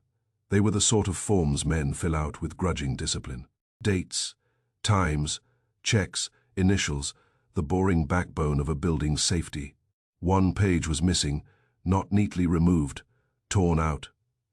The tear was fresh and clumsy, jagged at the edge, like someone had yanked it out in a hurry and did not care what it looked like afterward. I held up the stack and pointed. "This page was torn out today." Its face tightened. "I don't know." "You do know," I said. Your eyes just said it, he swallowed. We are. Sometimes remove pages if they're damaged. That's not a removed page, I said. That's a panic tear. Who did it? Ed's mouth tightened. I didn't. Then who? I said. He hesitated, then exhaled like a man giving up. A guy from security. What guy? I asked. Ed's eyes flicked toward the door. I don't know his name, one of Hale's people. I felt my pulse tick. Grant Hale's people ask for the logs. Ed nodded quickly. He came in, said he needed them. I said the police hadn't arrived yet. He said it didn't matter. He said it was urgent. That matched Wolf's discovery about the early call. It was all lining up. Someone had wanted the official story assembled before the official event finished happening. How long before the police? I asked, swallowed. Maybe 10 minutes, I don't know. It was all fast. Fast enough to be scheduled, I said. Ed flinched. I just do maintenance. You just witnessed choreography, I said. Tell me what he did. Ed's eyes darted. He took the folder, looked at the page, then tore one out and pocketed it. I said, you can't do that, he said. It's already handled. Already handled. That phrase fit the smell of cologne and the confidence in the grey coat. Did he sign anything? I asked. Shook his head. Numbered. Did he wear a grey coat? I asked. Ed blinked. What? A grey coat, I repeated. He hesitated. He had a coat. Grey, maybe. I don't know. You always know when you are being pushed not to know. Ed was trying to be helpful, and fear was pushing his memory back into the closet. I closed the folder carefully and slid it back.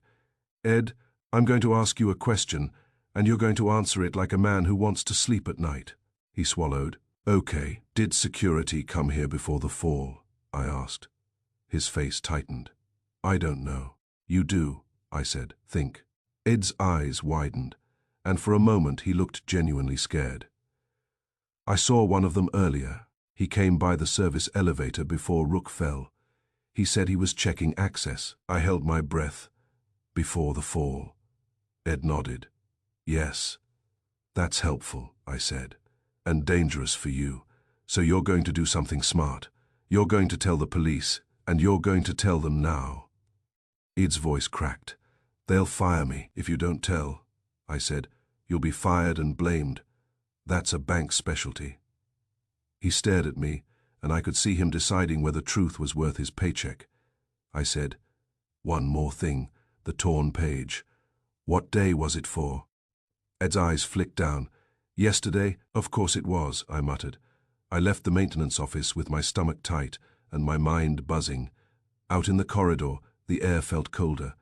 The camera watched me without blinking. I kept walking like a man who had every right to be there. Halfway down the hall, the cologne hit again. Not a wave, this time, a reminder. I did not turn. I didn't have to.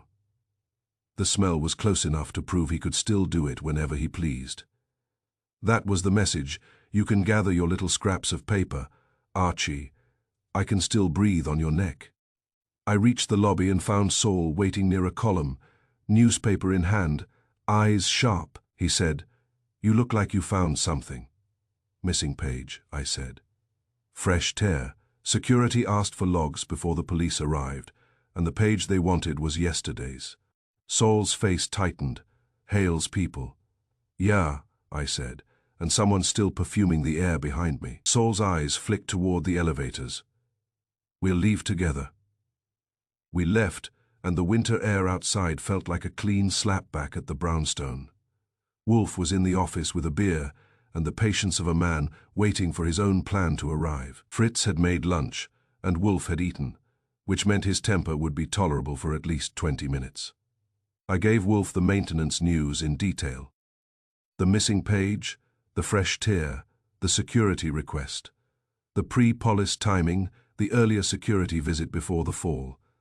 The cologne reminder. Wolf listened without interruption. When I finished, he sat still for a moment, eyes narrowed. "The torn page is yesterday's," Wolf said. "Yes," I replied. "That means the elevator log contained something inconsistent with the story," Wolf said. "Therefore it was removed. That is crude, but effective." I nodded. And security requested it before the police arrived, same as the early call. Wolf's gaze sharpened. A pattern of advance preparation, Saul said. They had the story in their pocket before the body hit the bottom. Wolf nodded once, indeed. He lifted his eyes. Archie, telephone Inspector Kramer. I blinked. Kramer. Yes, Wolf said. Lieutenant Rocliffe is too close to this to be useful. We require a man who has known my contempt long enough to survive it. I called. Kramer answered with a growl that sounded like he had been eating irritation for breakfast. What? He barked. Hello to you too, I said. Wolf wants you at the brownstone now. Silence then. Why? Because your lieutenant is doing choreography, I said, and Wolf hates dancers he didn't hire. Kramer exhaled. I'll be there. He arrived within the hour, coat open, face red from cold, mood sour. He stomped into Wolf's office like a man entering a room he would rather arrest. Wolf nodded at him. Inspector, Kramer glared. Wolf. I offered him the yellow chair. He took it as if accepting a punishment. All right, Kramer said. You said you had something. Make it good. Wolf did not rush. He sipped beer, set the glass down, and regarded Kramer calmly. Inspector, Wolf said, Mr. Rook came to me seeking protection. I refused because he would not name who threatened him. 2 hours later, he falls down an elevator shaft, and your department pronounces it an accident with indecent speed. Kramer's eyes narrowed. We pronounced nothing. Wolf's voice stayed mild. Your lieutenant did. He also inserted an unverified sentence into the report to support negligence. Furthermore, the bank called homicide before the fall was reported through the building's front desk. Kramer's jaw tightened. That's a serious claim. Wolf nodded. Yes. Kramer leaned forward. Where's your proof? Wolf lifted a thick finger. That is not yet the most interesting part. Kramer glared. Wolf. Wolf's gaze was steady. Inspector, I will say a phrase. I wish to observe your reaction. Kramer's eyes narrowed further. What phrase? Wolf said calmly. A decision made before the evidence. The room changed. It was not dramatic. Kramer did not leap out of the chair or shout, but his face tightened in a way that was unmistakable. His eyes sharpened, his mouth compressed. He looked like a man who had just heard a familiar, unpleasant truth spoken aloud in the wrong place. He said slowly, Where did you hear that? Wolf's eyes narrowed. So you recognize it, Kramer snapped. Answer me. Wolf's voice stayed calm. I heard it from no one. I inferred it. Your reaction confirms it. Kramer's face reddened. That phrase isn't official. Wolf nodded. Number it is convenient. It means an outcome was decided before the evidence was gathered. Kramer's jaw worked. He looked at me. What's this about? I said, Maintenance logs. 1 page torn out, fresh and clumsy. Maintenance man says someone from security asked for logs before the police arrived and tore out yesterday's page. Kramer's eyes flashed. Security asked for logs before my people got there. Yeah, I said, and somebody's been tailing me with cologne like it's a signature. Kramer sat back, expression hardening. All right. Who? Wolf said. Grant Hale, security chief, Jonas Halpern, internal risk, and Lieutenant Rocliffe appears to be either compromised or managed. Kramer's eyes narrowed. Rocliffe's a good cop. Wolf's gaze was steady. Then he is being used by better criminals. Kramer's mouth tightened. He stared at Wolf for a long moment, then said, If you're right, you're asking me to step on a bank. Wolf nodded. Yes. Kramer's eyes flicked to the window as if seeing the weight of it. Banks have lawyers. Wolf's voice stayed mild. So do I when necessary, but we may avoid lawyers if you are willing to pursue a simple question. Kramer grunted. Which question? Wolf said. Who benefits from quick closure, and who can arrange it? We already know the likely answers. Now we need proof. The torn log page is a beginning. The premature call is another. The false report detail is a third. Kramer's jaw tightened. You're building a case. Wolf's eyes narrowed. I am building a trap. A case comes afterward. Kramer stood abruptly, as if movement could discharge anger. You better be right, Wolf. Wolf's tone stayed calm. Inspector, you did not like my phrase. That means it is true. Men do not dislike nonsense. They dislike recognition. Kramer glared. I dislike you. Wolf nodded. That is also recognition. Kramer turned toward the door, then stopped. Goodwin. Yeah, I said. Don't get yourself killed. He growled. I smiled. I'll try, but I'm currently being threatened by men with excellent taste in cologne. Kramer snorted and left. When he was gone, Wolf sat still for a moment, eyes narrowed, and then said, Archie. Yes, you will obtain that torn log page, Wolf said. I blinked. It's already torn out and pocketed. Wolf nodded. Precisely, therefore, someone has it. We will make him reveal it. Saul said, Halpern.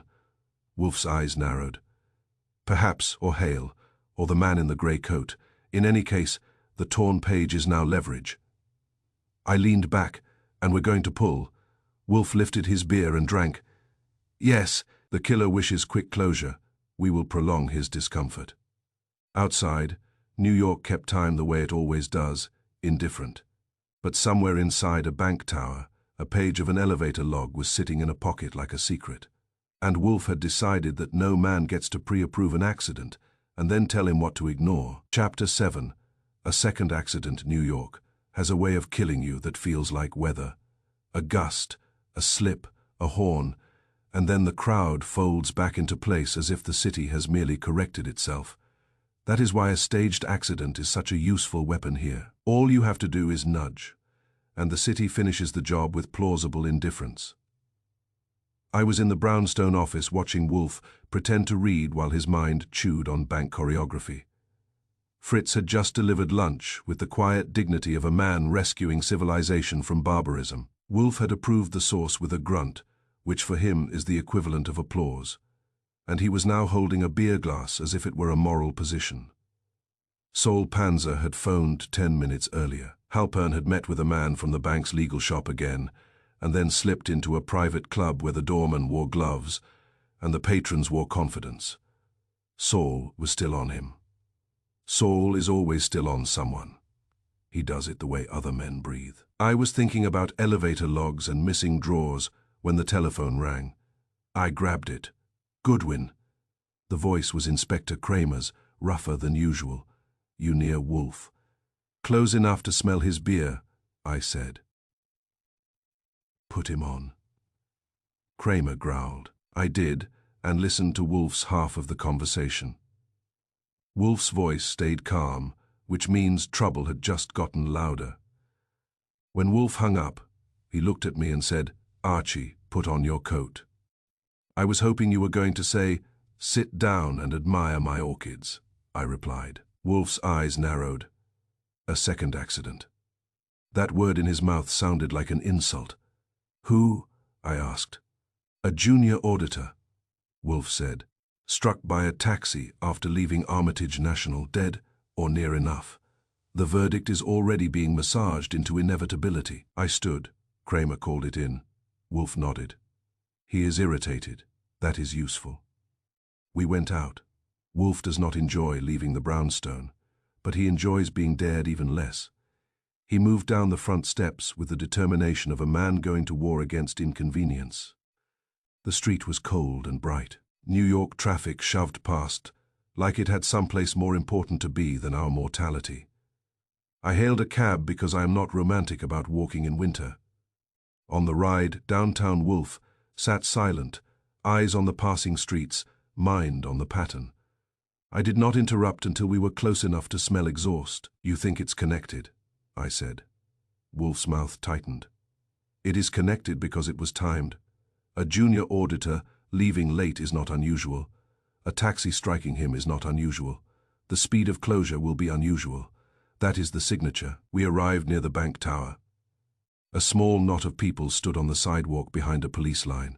peering as if tragedy were a storefront display. Two patrolmen held the line with bored authority. A homicide detective spoke to a uniformed traffic cop. An ambulance stood nearby with its doors closed, because sometimes ambulances arrive only to confirm that they are too late. The body had been covered and removed, but the scene still had that faint metallic quiet that lingers after violence, even when the violence wears the mask of accident. Kramer saw us and stomped over. Coat open, hat jammed low, he looked as if he had been arguing with fools for hours. "Wolf," he said. "Inspector," Wolf replied. Kramer jerked his head toward the street. "Kid named Evan Muir, works in audit, 27 years old. Leaves the building around 10:40. 5 steps off the curb. Taxi hits him. Driver claims he never saw him." Wolf's eyes narrowed. "And your men are treating it as traffic mishap?" Kramer's jaw tightened. "They were until I arrived and started asking why the driver's already been cut loose. That hit me as hard as any taxi." "Cut loose," I repeated. Kramer glared. "Released without the usual questions, no impound, no prolonged statement, no waiting while paperwork crawls." Like somebody stamped the file closed and handed the stamp back.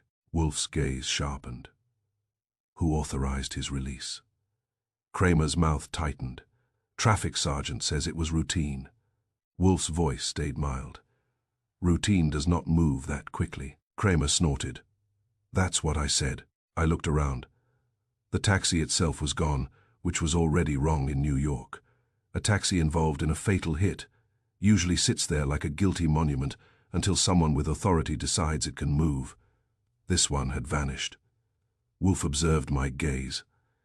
"You notice? I notice the cab isn't here," I said. Kramer grunted. "They let it go." Wolf's eyes narrowed further. "Then the second accident is not merely a repetition, it is an escalation." Kramer looked tired. "Wolf, what are you saying?" Wolf said. "I am saying someone is testing me." Mr. Rook's death was a message. This is a second message, delivered faster, with less effort because the sender believes I have entered his territory without permission. Kramer's eyes narrowed. "Territory. A bank is territory," Wolf said. "It is ruled by those who control narrative and procedure." "I stepped onto their board without paying," I said. "And the killer doesn't like that Wolf is still asking questions." Kramer's mouth tightened. "You two make it sound like a game. Someone is trying to demonstrate that he can end lives and close files at will." Kramer spat a breath. "What do you want from me?" Wolf said. "The name of the taxi driver." Kramer blinked. "Why?" "Because," Wolf replied. "If he was released so quickly, someone protected him. That protection is a thread. I intend to pull it." Kramer hesitated. Then gave the name and license number, reluctantly like a man, handing over a weapon he does not trust. "Leobana, medallion number is in my notebook. You don't go near him alone, Goodwin." I smiled. "Inspector, I'm never alone. Trouble follows me with cologne." Kramer made a sound that might have been amusement if he had not hated joy. Wolf looked at the bank entrance. "Who was the victim?" "Audit kid," Kramer said. "Junior. Works late. Supposedly reviewing loan portfolios." Wolf's eyes sharpened. "Loan portfolios." Kramer's face tightened. "Yeah, that housing project mess you hinted at. He was on it." Wolf's mouth compressed. "Then the killer has moved from silencing a banker who saw too much to silencing an auditor who might prove it. That is not random, that is elimination." Kramer stared at him. "You're telling me this is murder?" Wolf's voice stayed calm. "I am telling you it is not mere chance. The speed of your department's acceptance is evidence." Kramer's jaw worked. "Rowcliffe." Wolf nodded slightly. "Or someone above Rowcliffe, or someone who speaks to Rowcliffe. In any case, the choreography persists." Kramer looked at me. "Goodwin, get out of here before you become the third accident," I said. "I'll do my best, but you know how clumsy I am around open elevator shafts and moving taxis." Kramer glared, then turned away to bark at his detectives. That was his way of admitting he could not stop us, only complain loudly while we proceeded. We went back to the brownstone because Wolf likes to think in his own air, also because he was now visibly irritated, and irritation in Wolf is a fuel. Fritz met us at the door with a look that suggested he had predicted the exact moment trouble would arrive and had already disapproved of it. Upstairs, the orchid room was warm and controlled, the humid sanctuary where Wolf's world behaves.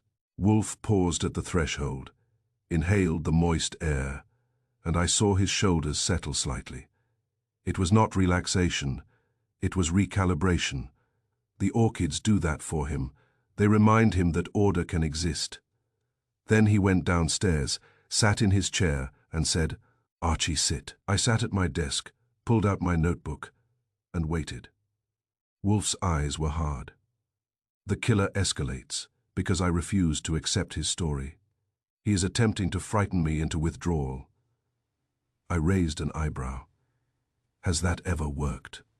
Wolf's mouth tightened. He reached for his beer, took a sip, and set it down carefully. We must respond properly. Meaning, I said, we poke him where it hurts. Wolf nodded. Yes. He values quick closure. Therefore we will prevent it. He values secrecy. Therefore we will create public attention. I frowned. Public attention to a bank scandal. Wolf's eyes narrowed.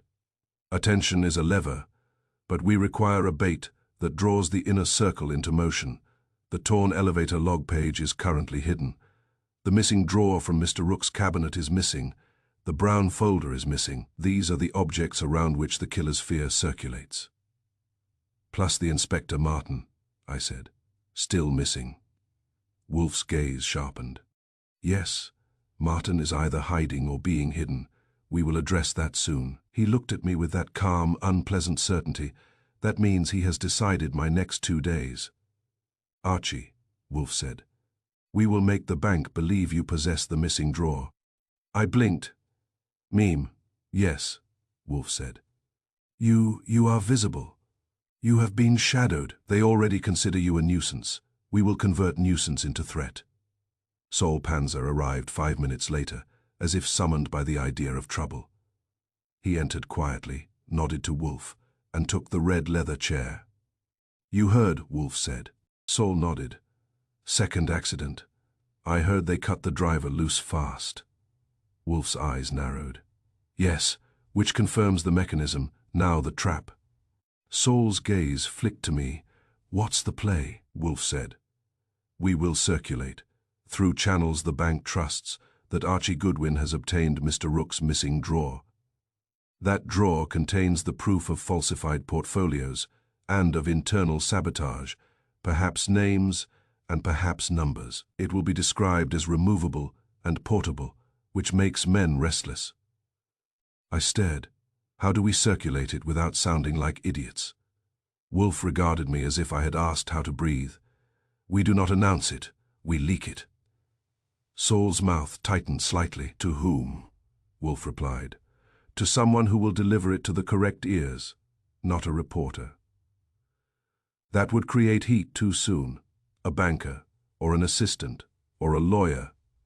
Someone who cannot resist sharing it in the name of self-protection, I said, and the bank will move. Wolf nodded. Yes, if the killer is within the bank, he must retrieve or neutralize what he believes is evidence. If he is outside, hired, he will be instructed to retrieve it. Either way, movement occurs. Sol leaned forward slightly, and when they move, we watch. Wolf's gaze was steady. We watch, and we intercept. I frowned. But if they believe I have it, they'll come for me. Wolf's eyes narrowed. Correct.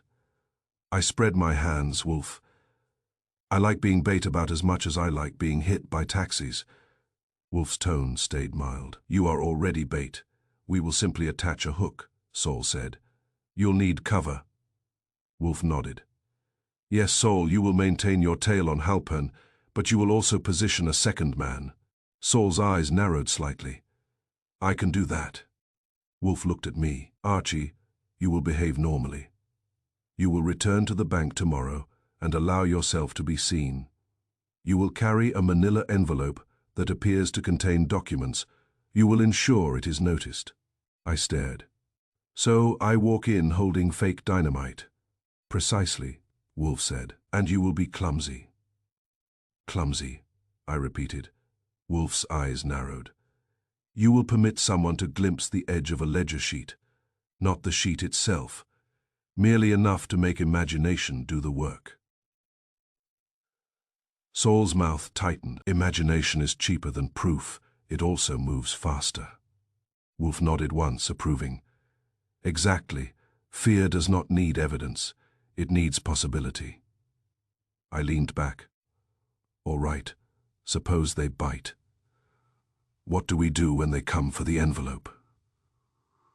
Wolf's gaze held mine. "We ensure the person who comes is not anonymous. We force him to reveal connection. If it is a security man, we tie him to Hale. If it is a risk man, we tie him to Halpern.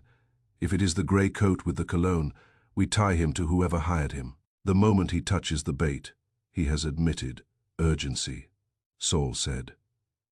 "And urgency is motive," Wolf nodded. "Yes." I rubbed my chin. "We still need to locate the real drawer." Wolf's eyes narrowed. "Indeed. But traps often produce what they are baited with. If they believe you have the drawer, they may produce the real one in an attempt to compare, destroy, or replace." Saul's eyes sharpened. "A swap." Wolf nodded. "Or a retrieval operation. In either case, we may learn where it is." Fritz entered quietly then, bringing coffee, which is how he signals that life continues even when human beings behave foolishly. Wolf accepted the cup as if it were a necessary principle. "Archie," Wolf said, "this killer is testing me. He escalated because I stepped onto the board. Now we will test him." I looked at the coffee, the familiar office, the safe order of the brownstone, and tried not to think about Evan Muir stepping off a curb into a taxi that might have been waiting. "Wolf," I said, "if he's escalating, what stops him from taking a third shot?" Wolf's eyes were cold. "Nothing stops him except exposure. Therefore, we will accelerate exposure." Saul stood. "I'll set the leak." Wolf nodded. "Carefully." Saul left. I gathered my notebook and stood, because once Wolf has decided, your job is to keep up. At the door to the office, I paused. One more question. Wolf's eyes narrowed. "Yes, this trap," I said. "If they come for me, do we want them to fail, or do we want them to succeed?" Wolf regarded me for a long moment. Then he said, "We want them to try." That was Wolf. He did not need them to win. He needed them to move. I went upstairs to fetch my coat and past the orchid room. Wolf's plants stood in their orderly ranks, blooms perfect, stems disciplined. Wolf had built a world where nothing happens by accident. Down in the street, someone had built a world where accidents happen on schedule. Tomorrow, I would walk into a bank carrying a manila envelope that was not what it seemed, and I would let a killer's impatience do the heavy lifting. The hook was set. Now we needed a bite. Chapter 8. Oil on the tile if you want to see how fear behaves when it thinks it is in control. Give it bait and watch how politely it bites. I walked into Armitage National at 10:15, with a manila envelope tucked under my arm like a secret, and my expression set to mild irritation, which is the safest mask in a bank. A man who looks worried attracts attention.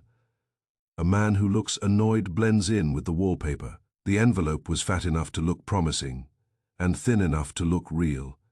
Inside it was nothing but blank paper, and one sheet of ledger printout Wolf had permitted me to carry because it contained no names, no numbers worth stealing, and just enough formatting to make a guilty mind sweat. Saul's leak had been placed with care, not shouted, not printed, not handed to a reporter. It had been whispered into the sort of ear that cannot resist passing it along in the name of self-protection. By the time I reached the lobby, I could feel the building's temperature shift around me. People watched too quickly, then pretended they had not. The security camera bubbles looked like eyes. The guard at the desk checked my badge longer than necessary. That is how you can tell a man has been instructed. He handed it back with a smile that made it clear he would enjoy seeing me removed. I nodded and walked past as if he were furniture. The lobby was its usual museum of polished calm, but the staff had that tightness in the shoulders you see in offices after a memo about layoffs. Heads lowered, voices careful, feet moving. Nobody hurries in a bank unless they are afraid. Grant Hale appeared from a side corridor as if the building had produced him on cue. He was dressed in the same perfect suit, the same close-cut hair, the same face designed to refuse. He approached with his lock smile already engaged, as if friendliness were a security feature. "Mr. Goodwin," he said, voice smooth, "back again." "I'm flattered you missed me," I replied. He glanced at the envelope. He did not try to hide it. The glance was quick and professional, like a man confirming a weapon's location. "We need to talk," Hale said. "In public," I said. Hale smiled a little wider. "Of course, just not here." "That's not public," I said. "It's still in the building," Hale replied, and his tone made it sound like a favor. I looked around. 2 men in suits stood near the elevators pretending to study their phones. A third sat on a lobby bench with a newspaper folded the wrong way. None of them were reading. They were waiting. The cologne drifted faintly, just enough to remind me that the city has perfumes for intimidation. Hale noticed my pause and smiled, like a man escorting a coffin. "Come," he said.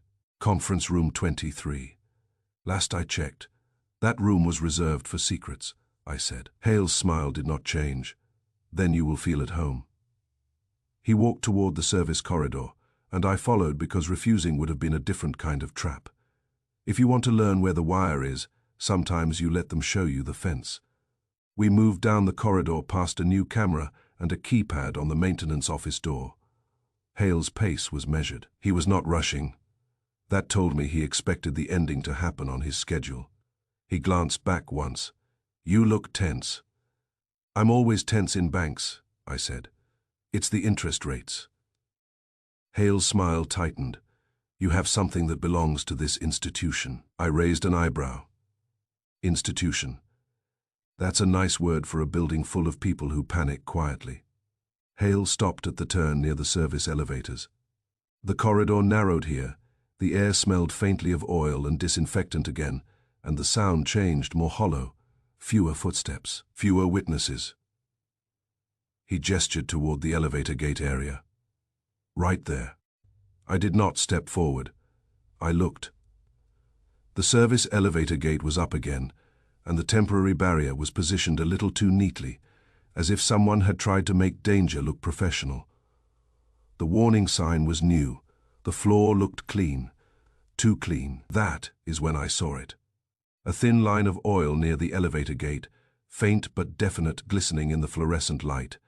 Not enough to make a puddle, just enough to make a shoe slide, if the foot landed wrong. An accident ingredient. I kept my face steady. "If you let men like Hale see you notice, they change the play," he said. "We can speak privately." "Sure," I said, "if you like talking near open holes in the floor." Hale's smile tightened. "It is safe." "Banks love that word," I said. "Safe. Secure. Perfect." His eyes narrowed slightly. "What do you have, Mr. Goodwin?" I held up the envelope a little. "A rumor." Hale's smile remained. "Rumors are dangerous. They're cheaper than bullets," I said. He took a step closer. "Hand it to me." "Why?" I asked. "So you can file it under closed." Hale's voice stayed smooth. "So we can ensure no misunderstanding harms the bank." I nodded slowly. "You mean so you can make sure the misunderstanding harms someone else?" "You enjoy language." "I enjoy living," I said. "I've heard those two hobbies sometimes conflict." His eyes flicked toward the elevator gate, then back to me. That flick was a tell. He wanted me a step closer. He wanted my foot near that oil. I did something rude. I stepped sideways instead, keeping my shoes on dry tile, and let my gaze drift casually to the oil line as if I were admiring the grout. Hale followed my gaze, and his smile tightened a fraction. He had not expected me to be observant. Men who rely on procedure often forget that observation is not governed by policy. "Careful," he said. "Thanks," I replied. "I'd hate to fall." Hale's voice stayed pleasant. "Accidents happen." "Not the ones you pre-approve," I said. That hit him. I saw it, a tiny tightening at the corner of his eyes. A man like Hale keeps his face controlled. But some words slipped past the guard. He said, still smiling, "I don't know what you mean." "Sure you do," I said. "You just don't like hearing it." Hale's smile hardened. "Mr. Goodwin, this is not a game." "It's not." I agreed. Games have rules everyone agrees on.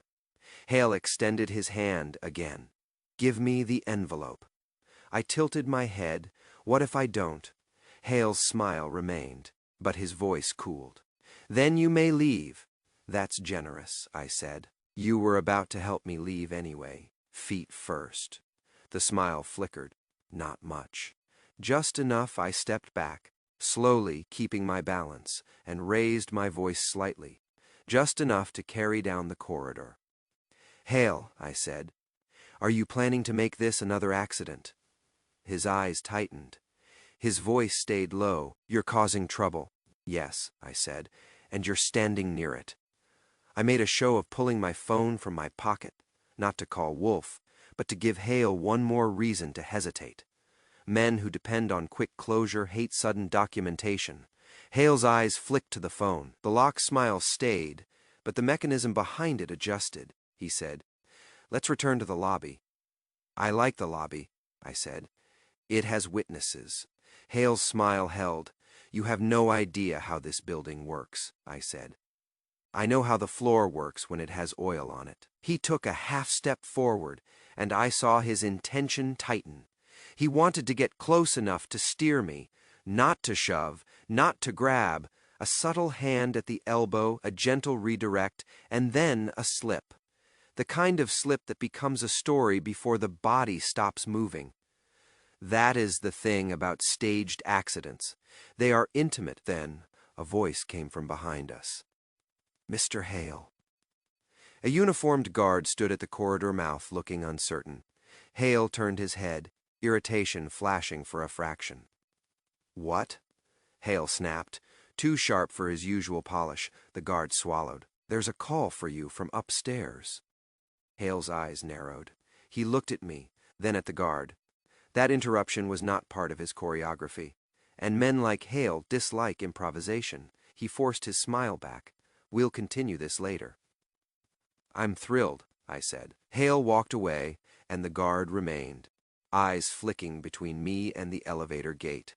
I stepped closer to the guard, lowered my voice, and nodded toward the oil line. "Did you see that?" I asked. The guard hesitated. Then he swallowed. "I didn't see anything." "That's the bank policy," I said, "but your shoes can still see it." His eyes widened slightly. Then he looked away. I nodded once. "You might want to tell someone who isn't paid to forget." I walked back toward the lobby, heartbeat steady but loud in my ears. Hale had tried to escort me into a coffin, and the only thing that had saved me was an interruption I did not control. The bait had worked. It had drawn him out. Now the question was what else it had drawn. Outside, I met Saul Panzer near a deli on the corner, because we had agreed not to linger in bank air longer than necessary. Saul stood with his back to a wall, eyes sharp, face calm. He looked like a man who could blend into any crowd and still see the person who mattered. "You all right?" Saul asked. "Still upright," I said. Hale tried to walk me into the service corridor. There was oil near the elevator gate. Saul's eyes narrowed. "Slipmaker." "Accident ingredient," I said. He was smiling the whole time. Saul nodded slowly. "They're getting bolder." "Or desperate," I said. Saul's mouth tightened. "I have something." He led me a half block to a diner with a rear alley. We did not go inside. We stood near the side window, and Saul pointed with his chin toward the alley behind the diner across the street. A patrol car was parked there. A uniformed patrol sergeant stood near the trunk, cigarette in hand, posture casual. A man in a gray coat stood close to him. Even from this distance, I recognized the posture. Confident, owned, the kind of calm that does not come from innocence. The gray coat man held out a small packet, flat and folded. The sergeant took it without looking, slid it into his pocket with practiced ease, and nodded once. No handshake, no smile, no argument, just exchange. Saul's voice was low. I saw it from the corner. Gray coat met him behind the diner, handed him a packet. That's not a traffic ticket. My mouth tightened. That's grease on the gears. Saul nodded. Bribed procedure. We watched the gray coat man turn away, walk out of the alley with the casual stride of a man leaving a restaurant after dessert. He did not look around. He did not have to. He believed the street belonged to him the way Hale believed the corridor belonged to him. The cologne reached us a moment later, faint and smug, like an afterthought. I said, "That's my perfume friend." Saul's eyes narrowed. Then he's not just muscle, he's messenger. Messenger with money, I said. Saul nodded, and the message goes into a patrol sergeant's pocket. We took it to Wolf because that is what you do when you have a shape but need a name. Back at the brownstone, Wolf sat in his office as if he had never left it, which is always the impression he tries to maintain. The orchids upstairs were blooming on schedule, Fritz moved quietly, and the city outside did its usual trick of pretending that buildings and people are stable. Wolf listened while I described Hale's lure, the corridor, the oil line near the gate, the smile that never changed. Then Saul described the gray coat man, the packet, the patrol sergeant behind the diner. Wolf's eyes narrowed. He sat still for a moment, the way he does when the pieces settle into place and click. "At last," Wolf said. I raised an eyebrow. "At last what?" "The shape," Wolf replied. Security bribed procedure, and a paper trail trying to drown. Saul leaned forward slightly.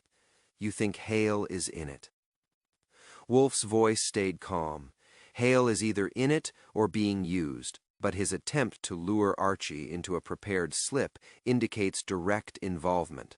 A man does not lay oil unless he expects feet, I said.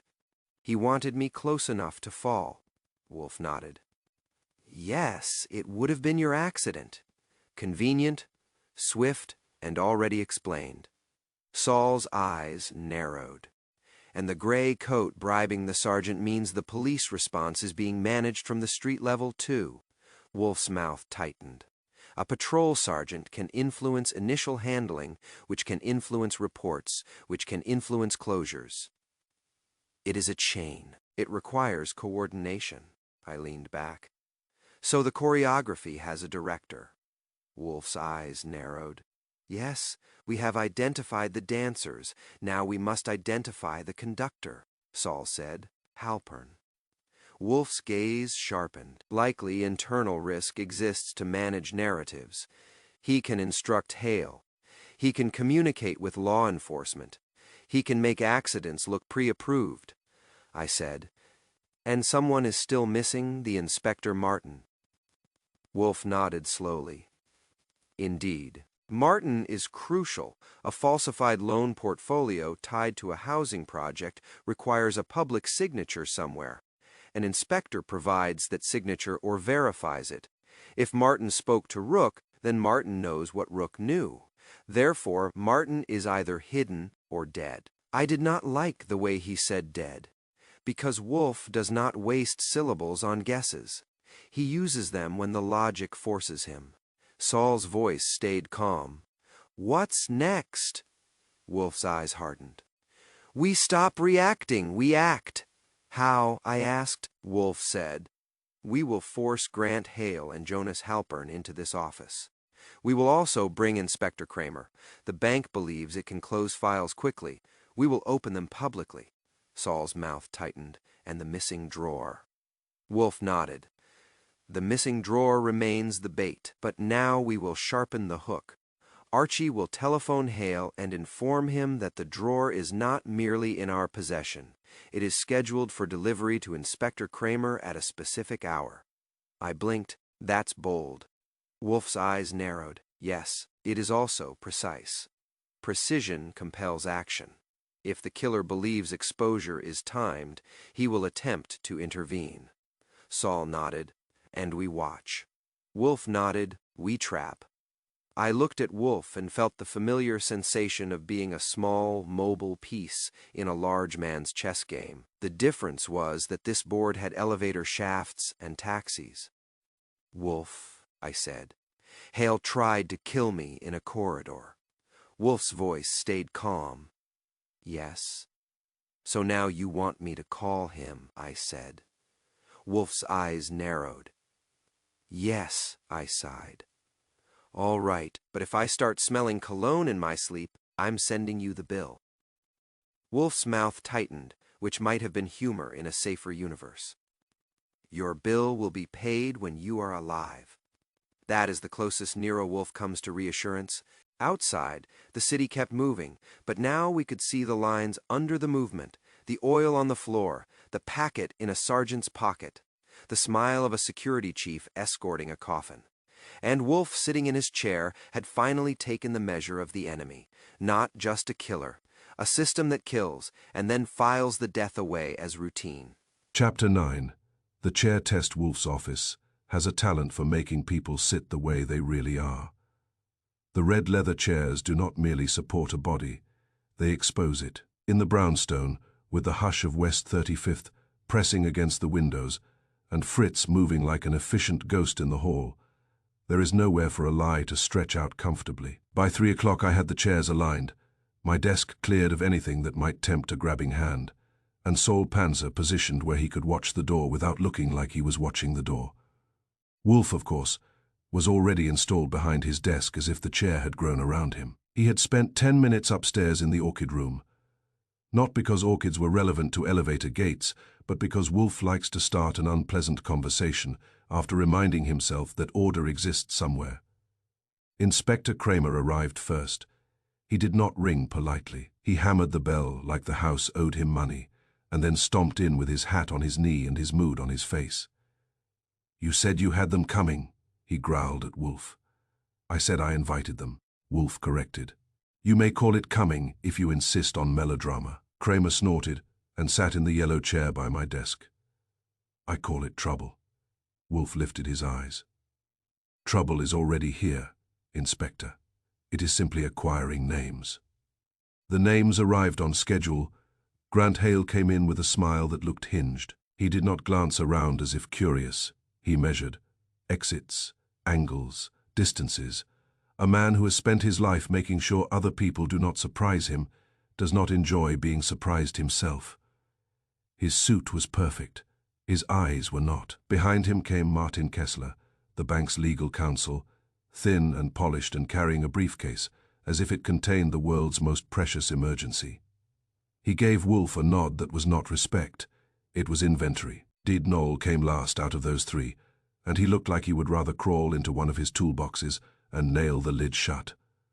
Cap in his hands, shoulders hunched, eyes skipping to Hale, then to Kramer, then down to the rug, Ed was a man who had been asked to remember things he had been told to forget. Dana Pike arrived a minute later, which was a kind of message. She came in briskly, coat, expensive, posture, straight, hair neat, and the expression of a woman who is used to controlling rooms by the simple act of entering them.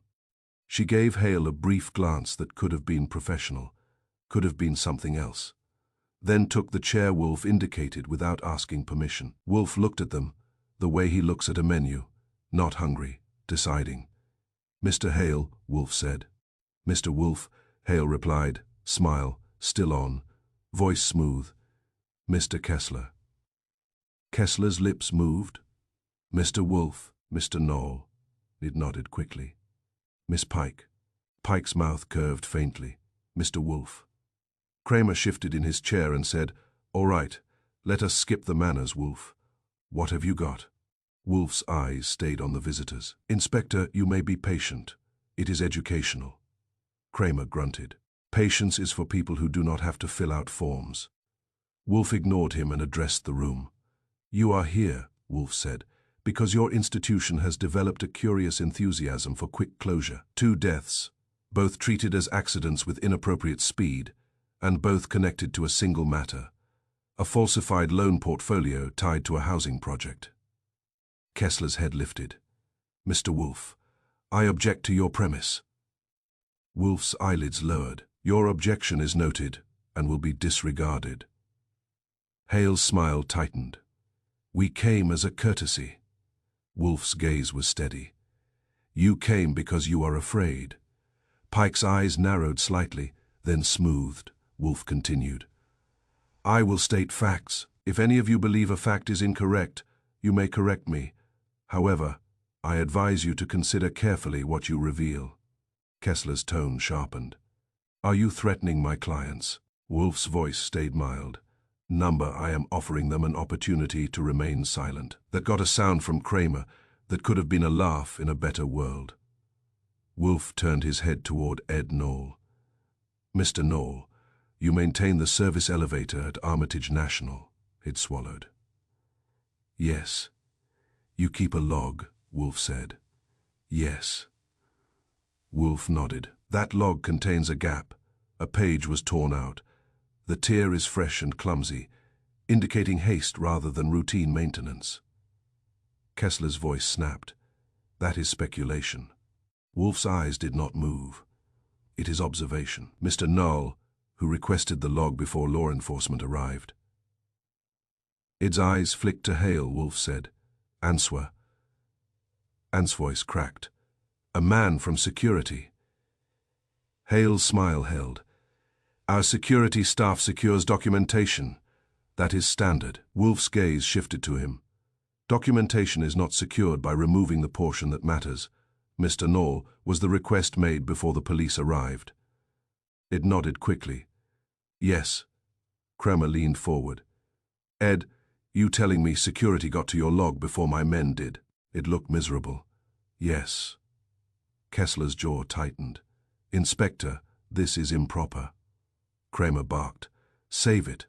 I did not come here to be educated by a bank lawyer. Wolf continued, as if they were not interrupting. Second fact, Wolf said. The bank called homicide before the fall was reported to the front desk. Hale's smile stiffened. Kessler's eyes sharpened. That is impossible, Kessler said. Wolf's tone stayed mild. It is documented. The homicide call was logged at 12:57. The front desk report was logged at 1:01, 4 minutes. In a building that prides itself on procedure, 4 minutes is significant. Kramer's face darkened. My log shows it. Kessler looked at Kramer as if he had not expected agreement from that side of the room. Wolf's eyes moved to Hale. Mr. Hale, does your security office have direct lines to law enforcement? Hale's voice remained smooth. We have protocols for emergencies. Wolf nodded. Yes, emergencies you can pre-approve. Kramer's head snapped. Wolf lifted a hand. Inspector, you already recognized that phrase. It is no longer delicate. Hale's smile did not return fully. This is irresponsible. Wolf's gaze stayed steady. It is accurate. Third fact, Wolf said. Oil residue was found near the service elevator gate on the day. Archie Goodwin was invited into the service corridor by Mr. Hale. Hale's eyes narrowed. Invited. Wolf's voice was calm. Lured. A thin line of oil near a gate is not a housekeeping error. It is a slip maker. It is an accident ingredient. Pike's fingers tightened on the strap of her purse for a moment, then relaxed. She was listening. Kessler leaned forward slightly. Mr. Wolf, these accusations are baseless. Wolf's eyes shifted to him. Then why are you here? Kessler's mouth tightened. He did not answer. Wolf leaned back and let the silence do what it does best. Silence makes people fill it, and guilty people fill it faster. Then Wolf said, Now we will do something simple. I will read those facts aloud with a small error. I will wait. The first person to correct me will reveal knowledge he should not possess, Kramer muttered. This is one of your games. Wolf looked at him. Inspector, it is a method. Try to endure it.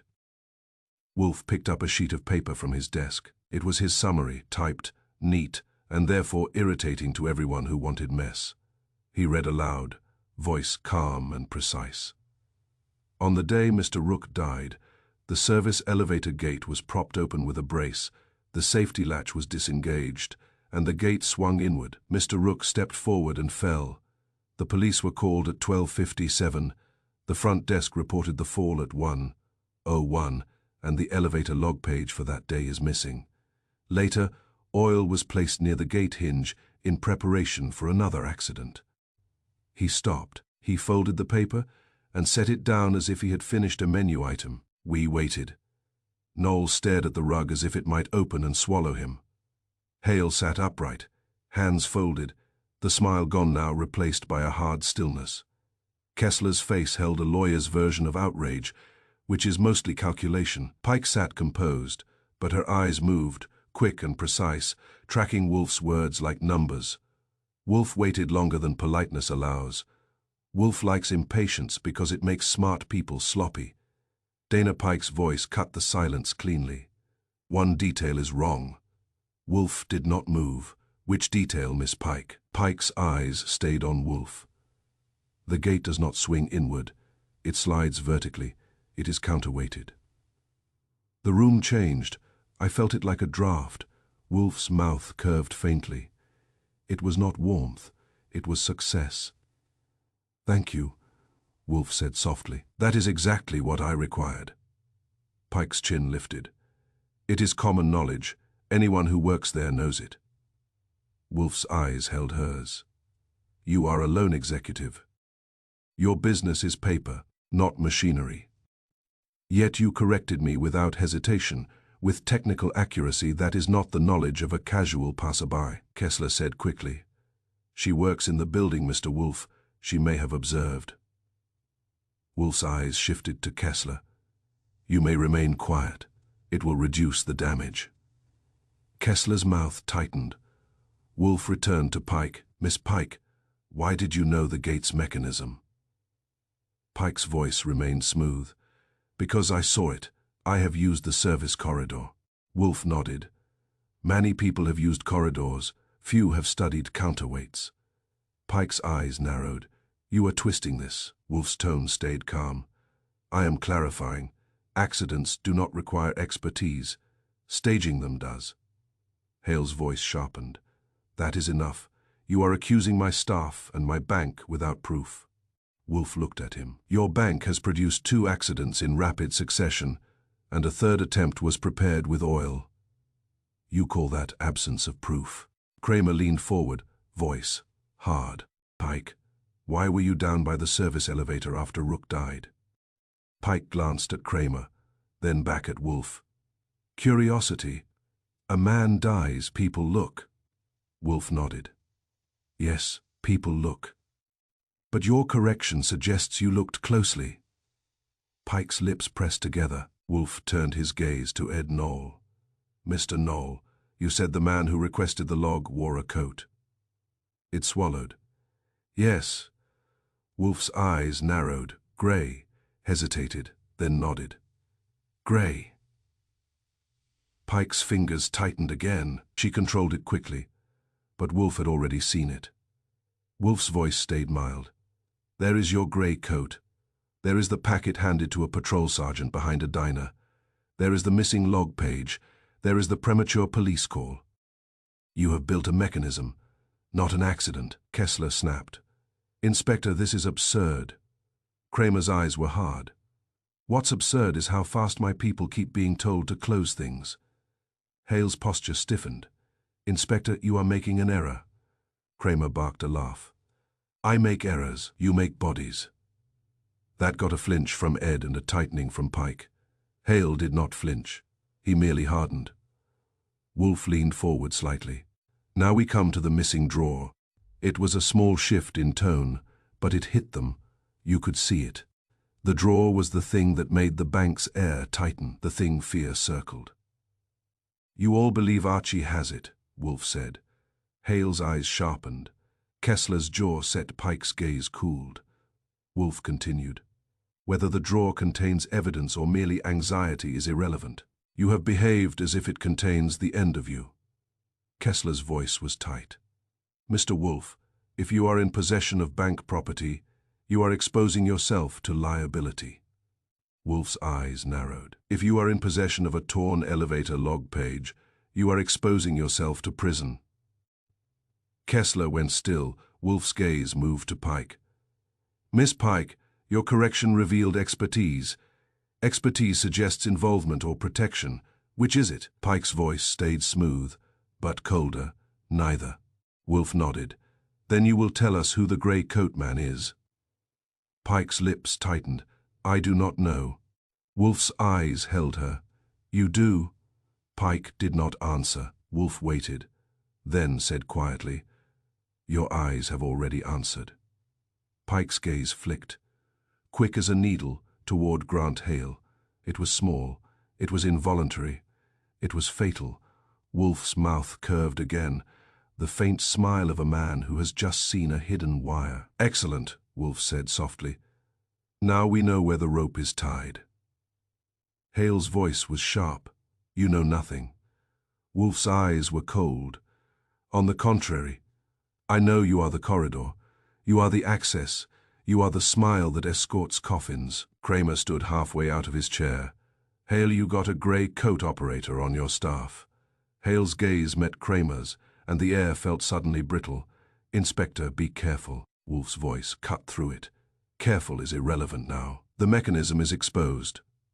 Mr. Hale, you have relied on quick closure and managed procedure. I will now deny you both. He looked at me. Archie, telephone, Mr. Hale's office. I blinked. He's sitting here. Wolf's eyes narrowed. Do it. I picked up the phone and dialed the number I had, then watched Hale's face as his own office line rang in his pocket. He did not move to answer it. His jaw tightened. The call was not meant to be answered. It was meant to be heard. Wolf said calmly, Someone is waiting for your instruction, Mr. Hale. Perhaps the grey coat. Perhaps the patrol sergeant. Perhaps your lawyer. Whoever it is, the next move is already prepared. Hale's voice stayed hard. This is a bluff. Wolf's gaze was steady. It is not. I do not bluff. I arrange. He turned slightly toward Saul. Mr. Panzer. Saul nodded once, already moving, already understanding. Wolf's eyes returned to the group. You may leave if you wish. But if you leave, you will be leaving into a net that is tightening. The first person who attempts to retrieve the drawer from Archie will identify himself and his employer. Kramer's voice was low. Wolf, what did you set up? Wolf's mouth tightened. The conclusion. That was Wolf's idea of a promise. As Hale rose, he did it slowly, the way a man rises when he is deciding whether to fight or flee. Pike rose too, her face composed, but her eyes sharper now. Kessler gathered his briefcase, as if it had suddenly become heavier. Ed Knoll looked ready to bolt. Wolf watched them go with the serene attention of a man watching pieces move into their final squares. When the door closed behind them, Kramer exhaled and said, You better have something solid, Wolf. Wolf's eyes narrowed. Inspector, the first person to correct me revealed expertise. That expertise points to involvement. Now we will compel the final evidence to surface. I looked at Wolf, then at the phone, then at Saul already slipping out, and I had the uneasy certainty that before night was finished, someone would try to snatch the bait, or Wolf would snap the line and haul the whole mechanism into the light. Chapter 10. Properly reduced. Wolf likes endings the way Fritz likes sauces. Properly reduced. No wasted motion and served hot. He also likes them in his own office, where the chairs are where he wants them, and the truth has to cross the rug to reach him.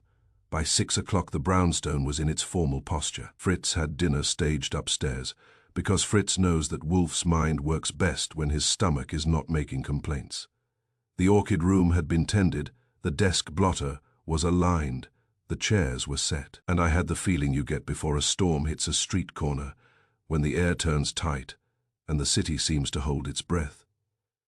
Inspector Kramer arrived with 2 detectives and the look of a man who has decided he will not be embarrassed in Wolf's office twice in 1 week. Saul Panzer arrived a minute later, calm as ever, carrying his own version of satisfaction, which is information.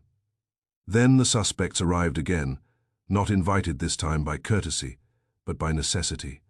Grant Hale came with his lock face set hard, the smile gone. Martin Kessler came with his briefcase, and a sheen of anger that suggested his afternoon had been ruined by inconvenient facts. Dana Pike came in last, composed and elegant, as if stepping into a private dining room rather than a trap. Ed Knoll was there too, dragged in by Kramer's men because Kramer had finally decided that a maintenance man's fear was not the same thing as a maintenance man's guilt. Wolf waited until everyone had sat. He did not clear his throat. He did not announce the program. He looked at them as if he were about to read the day's weather and expected them to accept it. "Inspector," Wolf said, "you may proceed with your men when the moment arrives. Until then, you will keep silent." Kramer grunted. "Just talk, Wolf." Wolf turned his gaze to Dana Pike. "Miss Pike," he said, "you corrected a technical detail regarding the service elevator gate." That correction was not fatal by itself. It was merely instructive. It demonstrated expertise and impatience. Pike's lips curved faintly. "I corrected a mistake," Wolf nodded. "Indeed. And accidents do not require expertise. Staging them does." He let that sit, then continued, voice calm and steady. "Mr. Wolf, if you intend to make accusations, I must insist we have counsel present." Wolf's eyes did not move. "You are counsel. You are simply ineffective." Kessler's face flushed. Wolf went on as if he had not spoken. "Dana Pike ran the falsified loan portfolio tied to the housing project," Wolf said. "It was not a simple inflation of numbers, it was a structured deception. Weak loans were dressed as stable. Defaults were delayed on paper. Risk was moved into compartments where it would not be seen until the portfolio had been sold internally. Bonuses paid, reputations secured. Pike's expression remained controlled. "That is fiction." Wolf's gaze held her. "Number, it is arithmetic, and you are an executive who lives by arithmetic." He shifted his eyes to Hale. "To sustain the deception, you required control, not merely over paper, but over observation and narrative. Jonas Halpern to manage what risk is allowed to be seen, and Grant Hale to manage what people are allowed to witness." Hale's jaw tightened. "I work for the bank." Wolf nodded. "Yes, and you worked for Miss Pike." Hale's face hardened. "Prove it." Wolf's voice stayed mild. "Gladly." He lifted a sheet of paper from his desk. Not the torn log page, because we still did not have it. But Wolf had never depended on missing paper when he could make paper appear. "Archie," Wolf said without looking at me, "read the note." I opened the folder Wolf had handed me 10 minutes earlier. Inside was a copy of a short handwritten receipt with a stamp and a signature. It looked ordinary enough until you noticed the payee line. I read aloud, "Receipt, cash payment, $800 services. Signed Leo Barner." Kramer's head lifted sharply. Kessler's eyes widened. Pike's face did not move, but her fingers tightened once on the arm of the chair. Wolf said, "Leo Barner is the taxi driver who struck Evan Muir. He was released without usual questioning. That receipt is not a taxi receipt. It is a man acknowledging money for silence and speed." Kessler snapped. "Where did you get that?" Wolf's eyes narrowed. "From the man who handed the packet to the patrol sergeant behind the diner." Mr. Panzer followed him. Saul Panzer did not boast. He simply nodded once. Wolf continued, "The patrol sergeant's name is Thomas Jarrell. He is the man who stamped the file closed. The packet contained cash and a prepared statement, which is why your homicide lieutenant's report included a sentence, 'No witness admitted,' saying." Kramer's face darkened. "Prepared statement." Wolf's gaze held his. "Yes, a pre-approved accident." Kramer's jaw clenched. He did not like the phrase. That meant Wolf had nailed it again. Wolf turned back to Pike. "Now," Wolf said, "the first death Miles Rook discovered the falsified portfolio. He also discovered a second mechanism, the one used to conceal it. He obtained proof. He nodded toward me. The missing drawer. Pike's eyes sharpened. Wolf said, "Mr. Rook removed a drawer from a home file cabinet. That drawer contained his assembled proof, copies, not originals, internal memos, printouts, meeting notes, and the one element you cannot falsify, a sequence of approvals that leads back to you." Pike's voice was cool. "You are guessing." Wolf's eyes narrowed. "Number, I am reading your reaction. You have been more responsive to mention of the drawer than to mention of death. That is revealing." Hale's voice snapped. "This is nonsense." Wolf ignored him. "Mr. Rook came to this house," Wolf said, "carrying that drawer's contents in a brown folder. He came for protection." I shifted slightly. That part I had been waiting for. Wolf had never told me exactly what he thought Rook had done at the doorstep. He had only said transfer. Wolf continued. "However, Mr. Rook refused to name the person who threatened him. He would not say Dana Pike. Perhaps he feared her influence. Perhaps he feared for his wife. Perhaps he preferred to believe the problem could be contained without naming it. In any case, he offered me fog." Pike's lips tightened. Wolf said, "I refused the case, not for money, for principle. I do not chase fog." I said quietly, and Pike answered with a fall. Wolf nodded once. "Precisely." He looked at Pike again. "You could not allow him to deliver proof to someone who would act, so you arranged an accident." Pike's eyes were cold. "I did not arrange anything." Wolf's tone stayed mild. "You did not personally open the gate. You are too intelligent for that. You use the mechanisms you control." He turned his gaze to Hale. "Mr. Hale controlled cameras and corridors. He ensured the service route was convenient. He ensured the maintenance office logs were accessible. He ensured the gate area was prepared." Nal made a small sound, like a man realizing he had been used as furniture. Wolf said, "The log page was torn out because it contained a record inconsistent with negligence. Mr. Null testified that a security man took it before the police arrived. That man wore a gray coat." Pike's eyes flicked. Wolf watched it. Wolf said, "The man in the gray coat is a security contractor named Victor Saye. He does not appear on your payroll, Miss Pike. He appears on a consultancy paid through a shell vendor, which your counsel has attempted to describe as routine." Kessler's face went tight. "That is confidential." Wolf's eyes narrowed. "It is incriminating." Kramer leaned forward. "Say, I'll have him picked up." Wolf nodded. "He is the courier. He delivered money to Sergeant Jarrell. He obtained the torn log page. He ensured your accidents were stamped closed." Pike's chin lifted. "You are constructing a story." Wolf's voice turned colder. "No, Miss Pike, you constructed it. I am merely reading it aloud." He leaned back slightly. "The second accident, the taxi, was a cleanup attempt. Evan Muir, the junior auditor, was reviewing the same portfolio Rook had flagged. Eliminating him reduces the risk of proof emerging from within the bank. It also reinforces the message that the system can kill and close without friction." Kramer's face was hard now. "And the third attempt was Goodwin." Wolf nodded. "Yes. Oil placed near the elevator gate, a slip maker. Mr. Hale attempted to lure Archie into that corridor, smiling the whole way, like a man escorting a coffin." Hale's voice was sharp. "He's lying." I spoke before Wolf could. "Grant the oil line was there. You can deny it, but your shoes can't." Hale's eyes flashed. Wolf continued, "However, you made an error, Miss Pike. You did not anticipate my refusal becoming personal. You expected Mr. Rook's death to close the file and my refusal to keep me out. Instead, your signature, the quick closure, the premature calls, the managed procedure, drew my attention." Pike's eyes narrowed. "Signature." Wolf's mouth tightened. "Yes, you treated accidents as paperwork. You believed the city would cooperate, and it does, but you forgot one element." He looked at me briefly. "You forgot that when you force someone to reach, reaching leaves fingerprints." Pike's face hardened. "What fingerprints?" Wolf gestured toward my desk.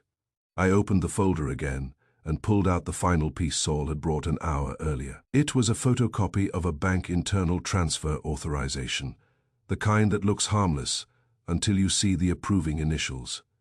Dana Pike's initials were there, authorizing payment to a security consultancy. The same consultancy name matched the receipt chain that led to Sergeant Jarrell's cash packet. I slid it across to Kramer. Kramer's eyes scanned it, then lifted, hard. "Pike," Kramer said, voice low. "That's your approval." Pike's expression did not crack. "Approving security consulting is not a crime." Wolf's voice was calm. "Correct. But approving it while your contractor is bribing a patrol sergeant to rush accident rulings is conspiracy. It is obstruction. It is homicide if you want to argue intent. And I believe you do." Kessler started to speak. Kramer held up a hand. "Save it," Kramer growled. He stood. Two detectives moved in subtly, like men who have practiced approaching dangerous confidence. Pike's gaze flicked once toward Hale, then back to Kramer. "Inspector, this is outrageous." Kramer's mouth tightened. "You can tell it to the judge." Hale rose too, his body stiff with sudden calculation. "Inspector, you are making a mistake." Kramer's eyes were flat. "I'm done making your mistakes for you." The detectives took Pike first. She did not struggle. She looked at Wolf as if memorizing his face for future hatred. Hale tried to pull himself into authority. It did not work. Authority does not hold up well in handcuffs. Kramer's men took him with less ceremony. Kessler sat still for a moment, as if stunned that legal language had failed to stop physical reality. Then he stood and reached for his briefcase, and I could see his mind already drafting damage control. Didnall remained in his chair, cap in his hands, looking as if the building he maintained had shifted under his feet. When they were gone, the room felt suddenly larger. New York outside continued with its horns and wind, indifferent as always. Inside, the mechanism had been named. Kramer lingered at the door. He looked at Wolf, face still hard. "You got lucky," Kramer said. Wolf's eyes narrowed. "Number, I was attentive." Kramer grunted. "You don't like that phrase either." Wolf's mouth tightened. "Luck is a story men tell when they do not wish to admit cause." Kramer hesitated, then said, "We'll need the missing drawer." "If an inspector, you will have it. Mr. Panzer traced it this afternoon to a rented storage locker paid through the same shell vendor as the Grey. Coatman, enough for your men to secure it properly. Your men can pick it up as soon as they finish enjoying their handcuffs." Wolf nodded. "It likely contains copies, not originals. The original proof is the pattern, the approvals, the payments. That is what matters." Kramer's eyes narrowed. "And Rook's folder." Fenwolf's gaze was steady. "We have a line on it. It was kept in Hale's office safe until today, when it was moved badly. To be destroyed." Mr. Panzer intercepted the move. "The folder is not a legend, Inspector. It is evidence."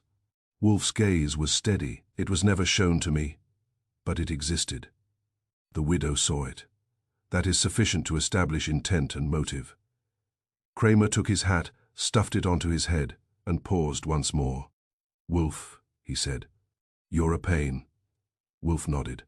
"Yes." Kramer left. I sat back at my desk, exhaled, and listened to the familiar quiet of the brownstone. Fritz moved upstairs, preparing dinner as if murder and bribery were merely weather. Wolf reached for his beer, took a sip, and then looked at me. "Archie," he said. "Yes." Wolf's eyes were calm now. "Remember this, an accident is just a lie that expects you not to look back." I nodded slowly. "And you always read twice." Wolf's mouth tightened. "I read until it confesses." Upstairs, the orchids waited in their ordered ranks. Outside, New York kept moving, full of people who believe in accidents because it is easier than believing in intention. But this time, intention had been dragged into the light, sat in a red leather chair, and named